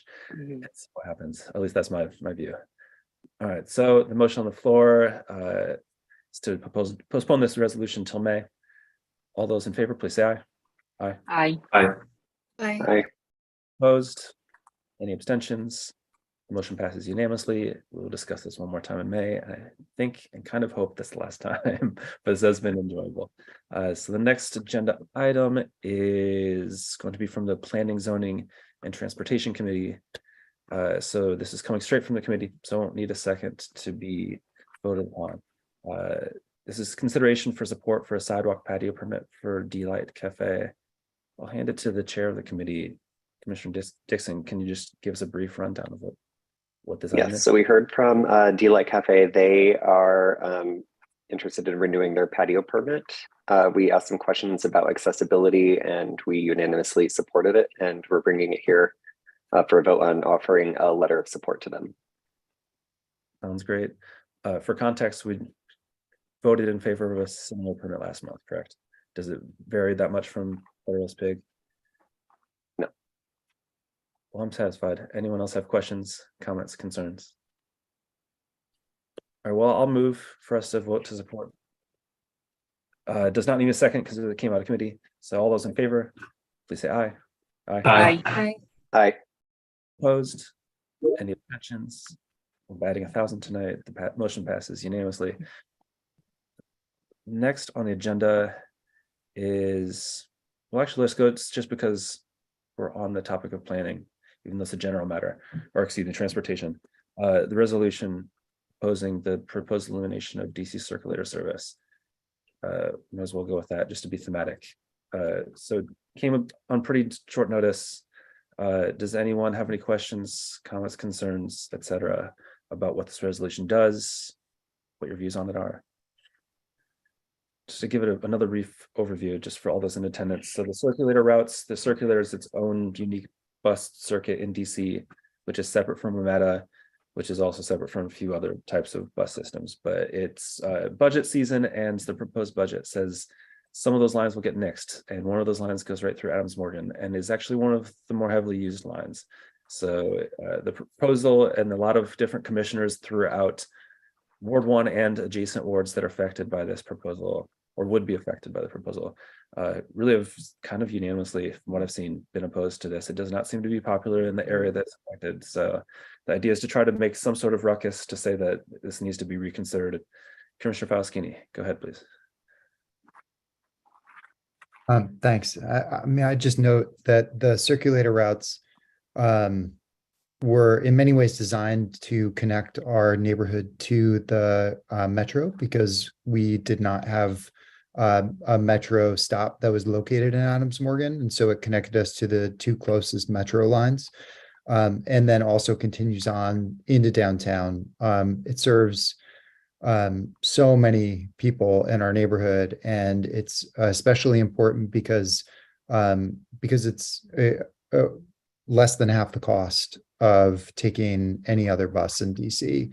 So even if the WMATA bus system were improved in such a way as to help alleviate some of the reductions made from the elimination of the circulator, even if that were the case, it would still be a harm to our neighborhood, because it would still be more expensive for people to take those buses to where they need to go.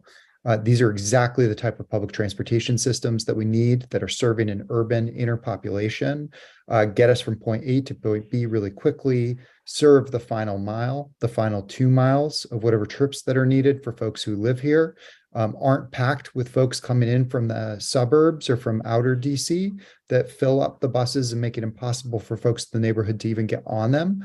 And it is an absolute travesty to get rid of this system. It does so much good for our neighborhood. So I'm highly in favor of this and really appreciate Commissioner Wood.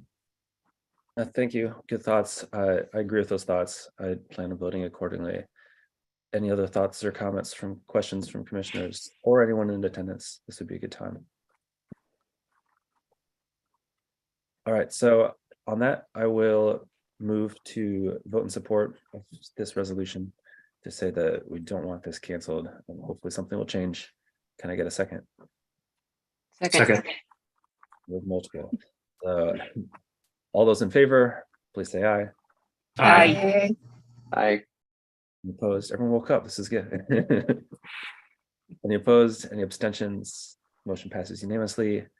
So we'll move on to Public Services and the Environment Committee. It looks like the first item is a grant application that came through committee as well. Yes, it was a very busy meeting that we had last month. So this is our first grant application for the Sears PSC.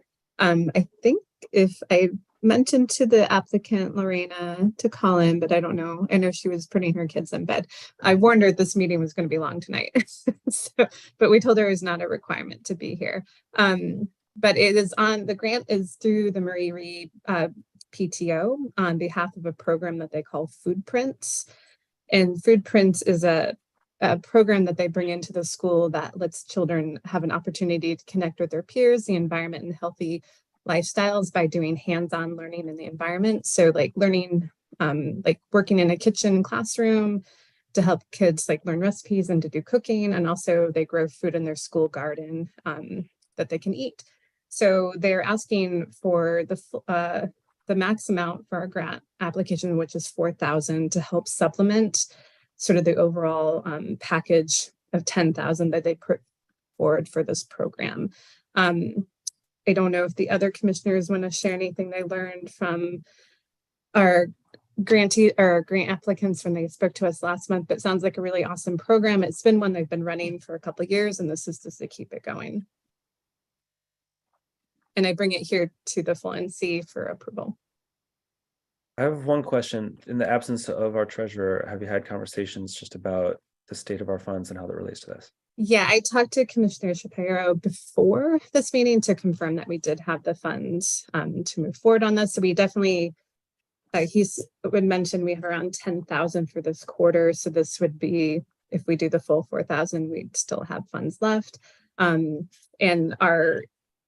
we prefer to do the larger grants because in the smaller amounts, it's harder to keep track of it. So this would work out. And my other concern for this group is, given that I know it can take some time to, metaphorically cut the check, that if we don't get this to them for a few months, that they will still be able to use this money for the program, since it has been one that has been continuous in the in operation and at practice at the school.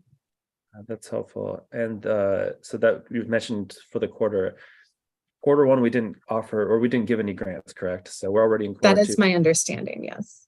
That's good to know. Commissioner Van Wy, go ahead. Yeah, I just wanted to note that, sorry, there's a loud sound outside my house. Catherine from the Marie PTO is here. So if she wants to join or has anything she'd like to say, maybe we could recognize her to speak. I don't know if we're able to do that still. Let's take a look. But also no pressure, Catherine. Yeah. Well, in the meantime, let's go to Commissioner Falaskini. Sure. While we're waiting, Catherine, go ahead. I'll speak after you. Hi, sorry about that. I just wanted to say thank you for the opportunity to be considered. And I think Linda covered everything. The kids love the program. The school loves the program. It's a great, especially for our Title I school. It also helps students from families who are food insecure. And the PTO contributes, has been asked to contribute quite a bit of the about 10% of the food prints total budget, but that represents nearly a quarter of the whole PTO budget. So we would, a grant to help that out would really be appreciated. So happy to answer any questions if anyone has them, but otherwise just wanted to say thank you for your consideration.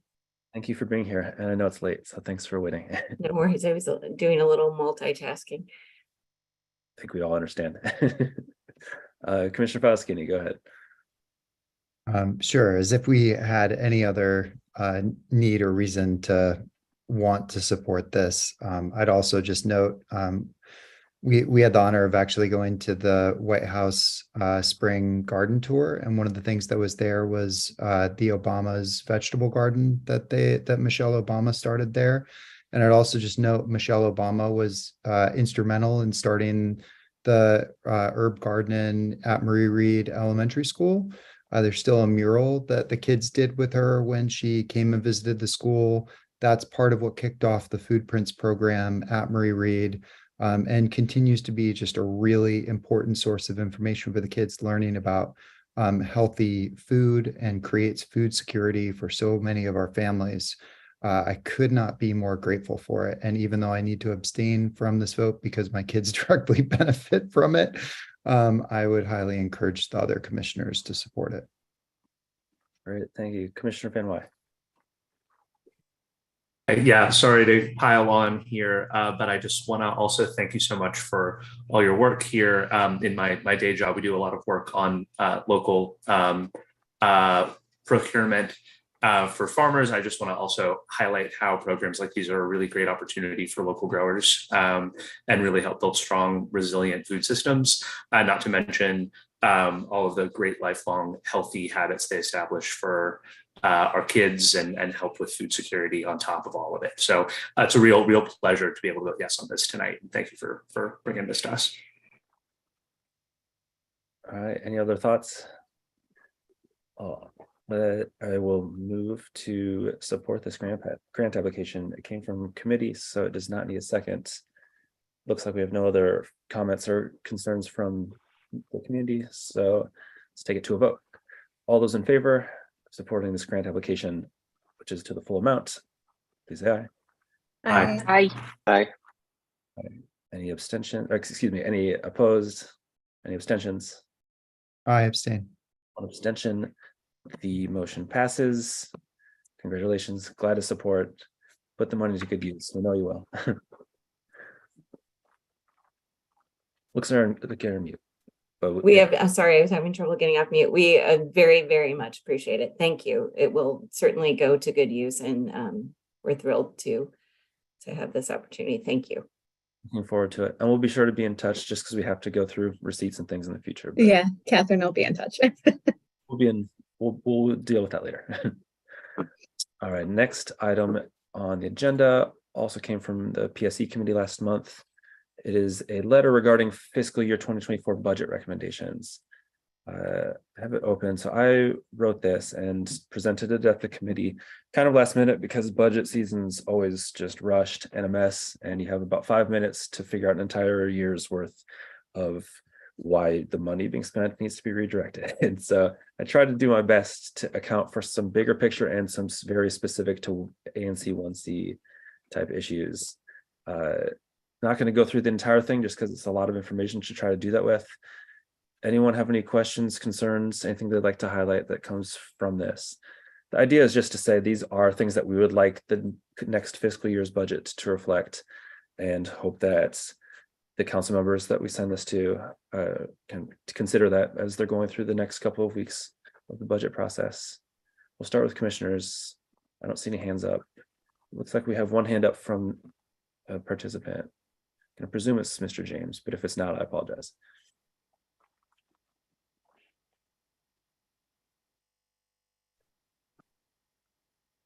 Hello again. The laundry list of items in this letter deserve the opportunity to have significant public comment, and they are all separate agenda items at a meeting that should take place. You know, some of them are to do with different committees, you know, of the ANC, and a lot of them are perfectly fine things, and I'm not sure which of them may have been touched upon in the past. I don't think too many of them have, but one in particular that I want to talk about, which I think is outrageous to include it in there, is the idea of the third bullet point under public safety: allocate funding for the expansion of Calorama Road Northwest to become a one-way from 16th Street to Connecticut Road. That's kind of funny right there. It's Connecticut Avenue. But anyway, that's, you know, who knows about this? I do, because I bothered to attend the PSE meeting and I saw this, you know, but all the people who live on Calorama Road, we just had it's in the works to actually make the 1800 block of Calorama become one way. The signs are up and it's about to happen. So, okay, we're going to get used to that. But what can possibly justify the rest of it? You know, all the people who use that turnoff, say you're going north or south on 18th and you want to go into the Recook area. You know, people do drive and they need to be able to get to their houses without going around 7 blocks. And the same thing goes on the other side, but nobody knows about it. So you really should strike this from this letter. And, you know, a lot of the other things are good-hearted and well-meaning. I'm not sure where they stand in relation to a true budget that is coming from an agency or the mayor's budget, you know, so I'm not sure of the value of this whole exercise, but you really, really should strike the Calorama Road item. Thank you for your comments. I think that's all I need. As the commissioner who drafted the original draft of this, and also the commissioner who represents the single member district where the mentioned one-way conversions take place, and the commissioner who helped get that to happen, I'll address this. I actually think it's a good point. It's a lot of stuff, and we're not writing the budget. We're just saying these are things that we'd like to consider. I will note that of the very few items that people are aware of in the community, this is probably the most enthusiastic support that I've heard from people that I've talked to, saying the specific Wyoming and Calorama one-way conversions, that people that pretty much don't pay attention to anything ANC have come and said to me, thank you so much. I'm so glad this is finally happening. This is something that will make our community better. On that note, I do think that that particular point is something that's worthy of a discussion. And I find it unlikely that this letter will actually get that to happen. It would be great if so, but I'm happy to strike it. If no one else has any opposition to that striking, I'll accept that as a friendly on my own. But besides that, thanks for the comments. Commissioner Laughlin. So maybe is it more that maybe the compromise to this would be, instead of funding for it, would it be like to do like a street study or road study about what like the potential impact would be? I don't know if that's already been done, but maybe that's what we should ask for funding, or And maybe it's not just for Colorama, but just sort of like increasing funding or attention to doing sort of different traffic studies for our community, so that we can improve road design and public safety. And I agree with you. I know this is where I kind of agree with Mr. James that something like that would probably warrant its own discussion. And when there's no harm, we can ask for whatever. If we wanted to ask for 10,000 bananas, we could do it. Probably won't happen, although I would eat some. But you know, the idea is that if there's specific points that we have a pretty established idea that are popular, my personal opinion is that type of idea of expanding the one-way sequence to streets in the neighborhood probably could gain some traction. But I'm willing to concede it's worth further discussion. So on that particular item, it's not something that I'm, you know, super passionate about including this particular letter because I don't think it's completely necessary, although I do think it has value. That's why I included it. So my opinion is just to strike it and we could deal with it as its own thing, because it's probably something that could be a bigger discussion, which is how are the streets in our neighborhood orchestrated and what could we do to kind of continue the momentum of some recent, I think, positive changes that have happened. Commissioner Van Wy. Yeah, I think if especially as the drafter, if you're all right making that edit, I support you there.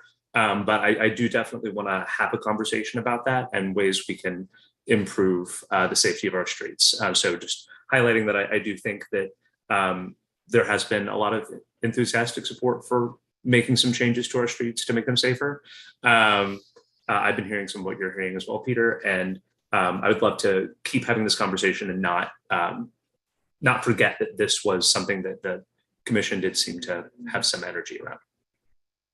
Yeah, I agree. And one of the advantages of something like a letter like this isn't necessarily that it'll get the exact changes we want, but it can kind of put a spark to the types of conversations that we want to get going as well, because budget season will do that and the rest of the year goes fast. Any other questions, comments? Anyone opposed to that striking, or I'm just going to strike that line? I think it makes it easier for all of us, and we can make it its own full discussion in the future if we deem it appropriate. All right, and it is gone. And on that, we'll see if there's any other comments from the community. Questions? Seems to not be the case. All right, so I'll move to support sending this letter to all of our council members. There's one. Oh, just a moment. I'm just going to read the chat. There seems to be one chat. Appreciate the ANC is sending something to council for the budget. Attend the JUFJ's activist training on laying on the city budget, and one of the suggestions I had was to talk to ANC.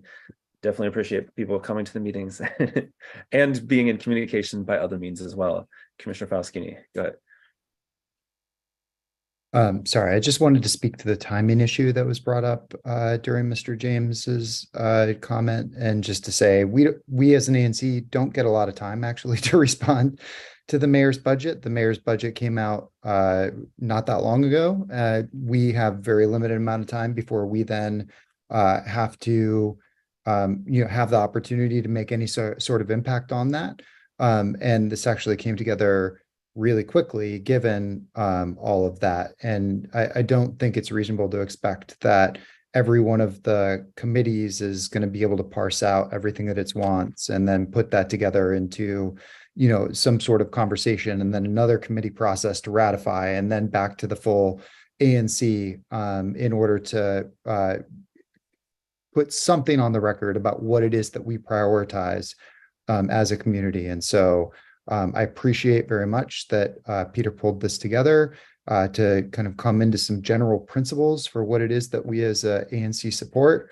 I'm glad that there are plenty of community members here tonight to see those and hopefully weigh in.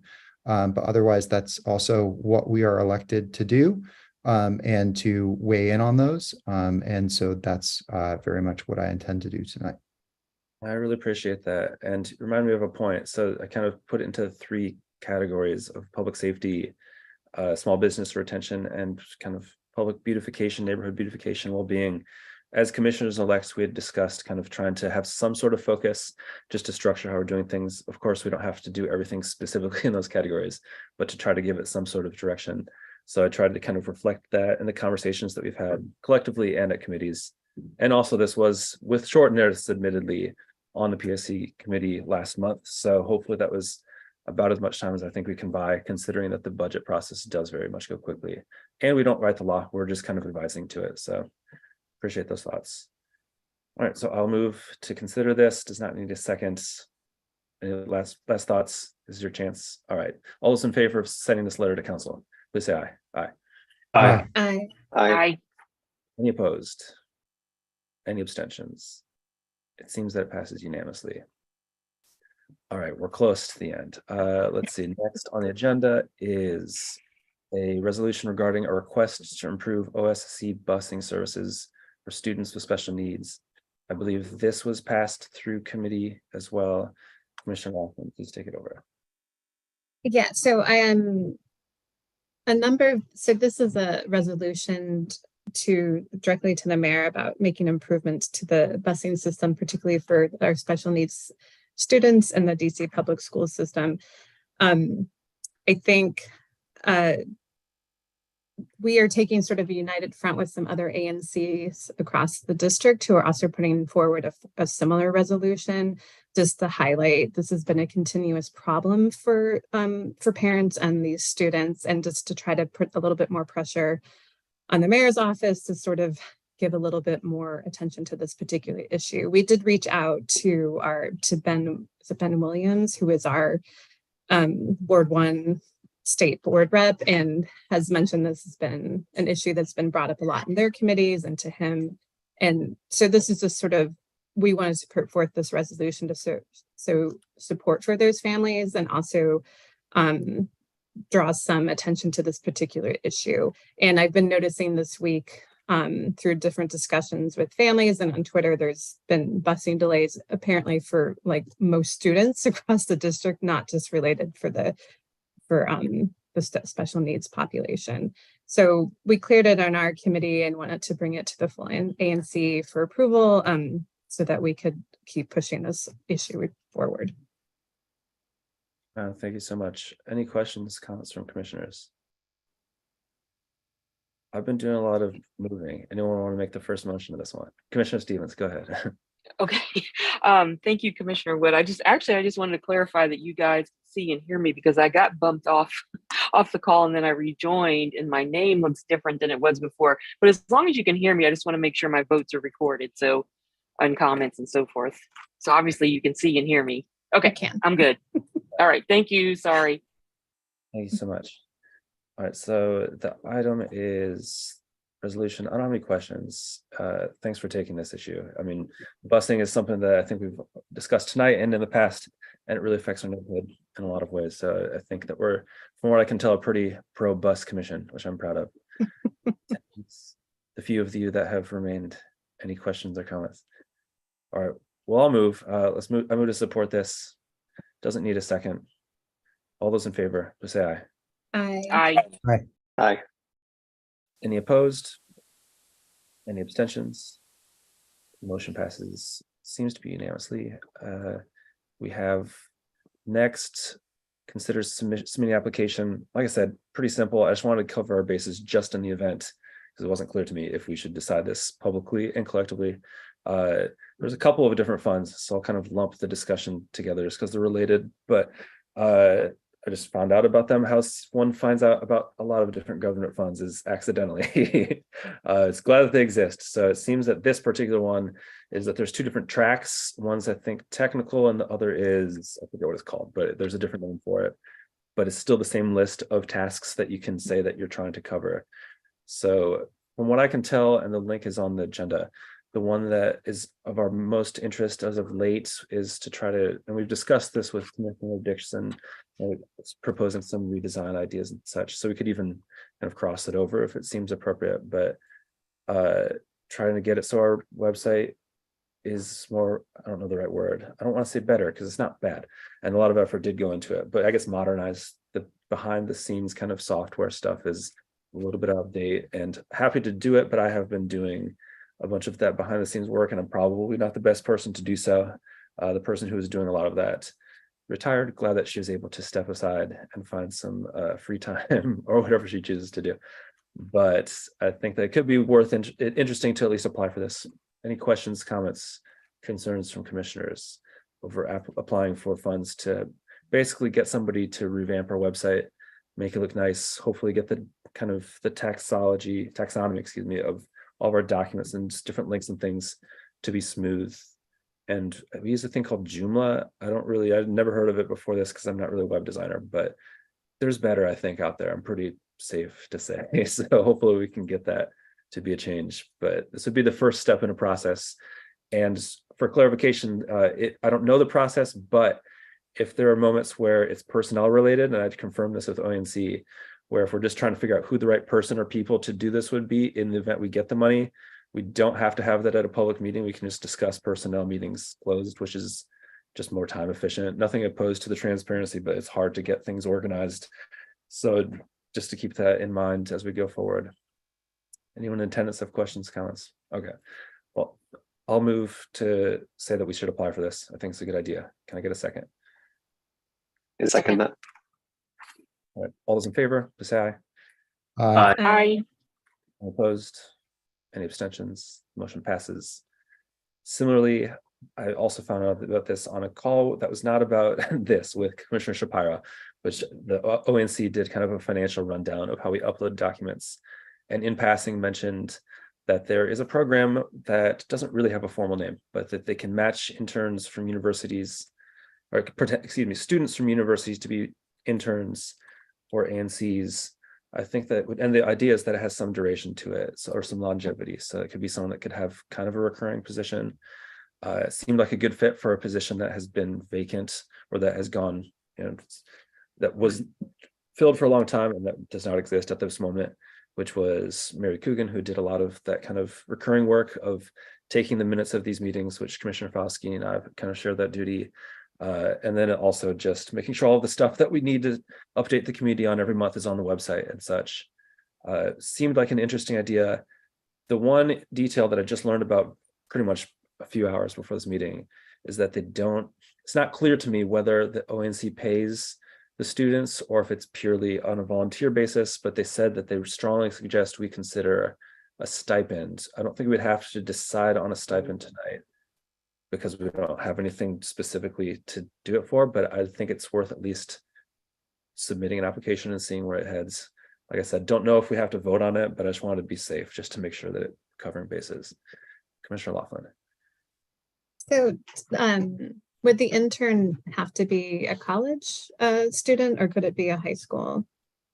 A good question. It was kind of implied to me from what I recall that it's a college student. I could be mistaken, but I think it was student in general. We'll just use the kind of broader terminology for now. I think it's student oriented. It might even be community member, but I think it's student oriented.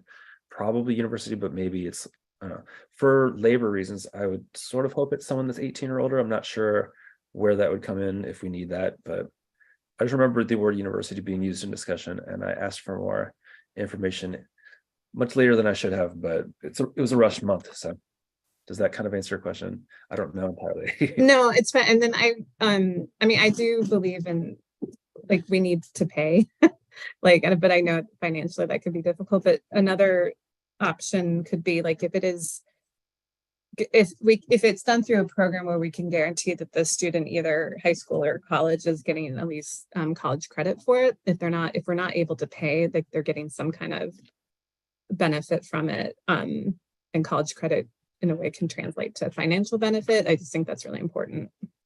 Definitely agree. Like I said, at least my understanding is we don't have to decide on any of that stuff right now, but it's worth just getting consensus that we should apply for the funds and just raising it to everyone's attention.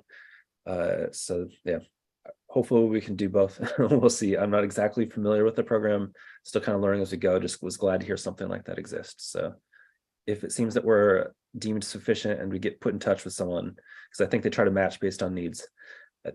My impression is that there are people who applied to be in the system, kind of have their names in a pool. I'm not positive if that's the case, but if this passes and we apply, we'll see how it goes. Any other thoughts? All right, well, anyone, I'm moving for all these things. Let's get some different names on the minutes. Anyone want to move this one? I would say I'm happy to help if you need, to help you either apply for it or go through resumes. It's what I do for my job. I know how to read a resume real fast. That sounds awesome. Okay. Did I hear you move? Sure. I move that we submit an application for OANC intern assistance. Do I have a second? Second. Lots of seconds. All right. Motion on the floor. Let's apply for this one as well. All those in favor, say aye. Aye. Aye. Aye. Any abstentions? Passes unanimously. And then one more issue. Let's see. Yeah, so I don't think we need a resolution or anything, but we have all of our vacancies filled. Makes sense to do it at a public forum. So we have a couple of people. I think it's Commissioners Van Wy and Stevens, right? You're on two different committees. We have two other people that should be on committee. Right. Thoughts? What should our committee alignments be? What does everyone think? Who wants to go first? I don't have any opinions. Well, I guess we'd have to ask the new commissioners what they're interested in, right? And to see where we could maybe kind of plug them into what's going on. Do you think? Or where the need is, maybe ask the chair people, where they might need some help. So Yeah, so definitely agree with you. Definitely not a requirement according to our bylaws. I think this is kind of in the name of, or for the sake of expediency and not over deliberating. Okay. Sides with support of the committee. So, I mean, it's not like we have to make sure that everyone's perfectly satisfied, but ideally we do that. Commissioner Mickelson Horowitz said that PSE and PZT are his kind of, where he leans towards where it's the best fit for him. Being very frank, I've had a very difficult time getting any communication from Commissioner Jones. I think that it might be a technological kind of preference of communication. So I've been trying. I don't know his preferences, but unfortunately I can't speak for him, but we can maybe take that into account of where he would make most sense. We could always change it again as well. So this isn't permanent, but I don't have any specific. I would come with a proposed, we should do it this way, but I really don't know what the best alignment. My first question, Commissioners Van Wy and Stevens, is there a committee that you would be okay not being on the committee anymore? We switch it out for one of the two new commissioners. For myself, I would definitely want to stay on the PZT committee because that is my wheelhouse. Okay. Commissioner Van Wy, how about you? I don't have incredibly strong opinions. I'm happy to stay on both committees. I don't feel strongly about leaving either. If it makes sense to remove me from one just to keep things balanced, I'm happy to hop off of whichever one I need to hop off of. But I've enjoyed my time on both and would enjoy continuing to serve. Diplomatic answer. So I'll move to have to my suggestion, or I guess my official proposal to move would be to have Commissioner Mickelson Horowitz replace Commissioner Van Wy on PZT and Commissioner Jones to replace Commissioner Stevens on PSE. Does that seem like a good idea? That's fine with me, and that actually might give me a little more time. So sometimes I kind of want to sit in on the safety meetings that are, I'm not part of that committee, but then anyway, so yes, I think that's fine. Okay, anyone else have any thoughts? Well, we'll second for discussion just to be proper here. Can I get a second? I'll second. Thanks. So the motion's to have those aligned. Anyone have any other opinions? Okay with this now? Okay with that? That's fine. Again, our bylaws, if we all do have the potential, if someone's not able to be at a commission, like if a commissioner is for whatever reason having difficulty connecting, for example, any other commissioner can step in, and we just need 2 out of 3 for a quorum, correct? So okay. I am a bit concerned about one of our newest commissioners and connectivity, so I'm willing to reach out and phone call too. And I think I know some individuals that he's friends with in the community, and maybe we can reach out that way. And another idea, just to make sure that, because I want to be mindful of everyone's availability and kind of familiarity with technologies and such to connect. We could having PSE, at least for the time being, be a 4-person committee. Is there any advantage to that, do you think? Or is 3 okay? Just considering 3 is fine, and I haven't confirmed it yet, but heads up, I most likely will be canceling the April meeting because I will be out of town and we've not received any newer applications, and so I don't really have a big thing to fill out the agenda with yet, but I will confirm that very soon. Oh, that's helpful. So yeah, we can do that if we have to undo it or for whatever reason. Like I said, I don't even know that I think technically we could just do this over email, but just because we have easier to discuss, because something like this, I think that if everyone, a majority of commissioners says they're okay with it, the change can be made. But I'm just playing things safe. So yeah, the motion's on the table. Any other thoughts, questions? We'll see how it goes. All those in favor of the new committee assignment, because committee assignments, please say aye. Aye. Aye. Opposed? Any abstentions? I did get a message from Sean, who manages our meetings, that it seems John has been, I guess you could say, participating via YouTube. I'm not exactly sure what the situation is, but I'll look into it. He's around, and hopefully we can see it up so that we are all on the same page in terms of how we do meetings and how we communicate with one another. That's our agenda. It didn't take as long as I was expecting. Thank you everyone for sticking for it all, and have a good evening. Thank you. Bye. Bye-bye. Thank you all.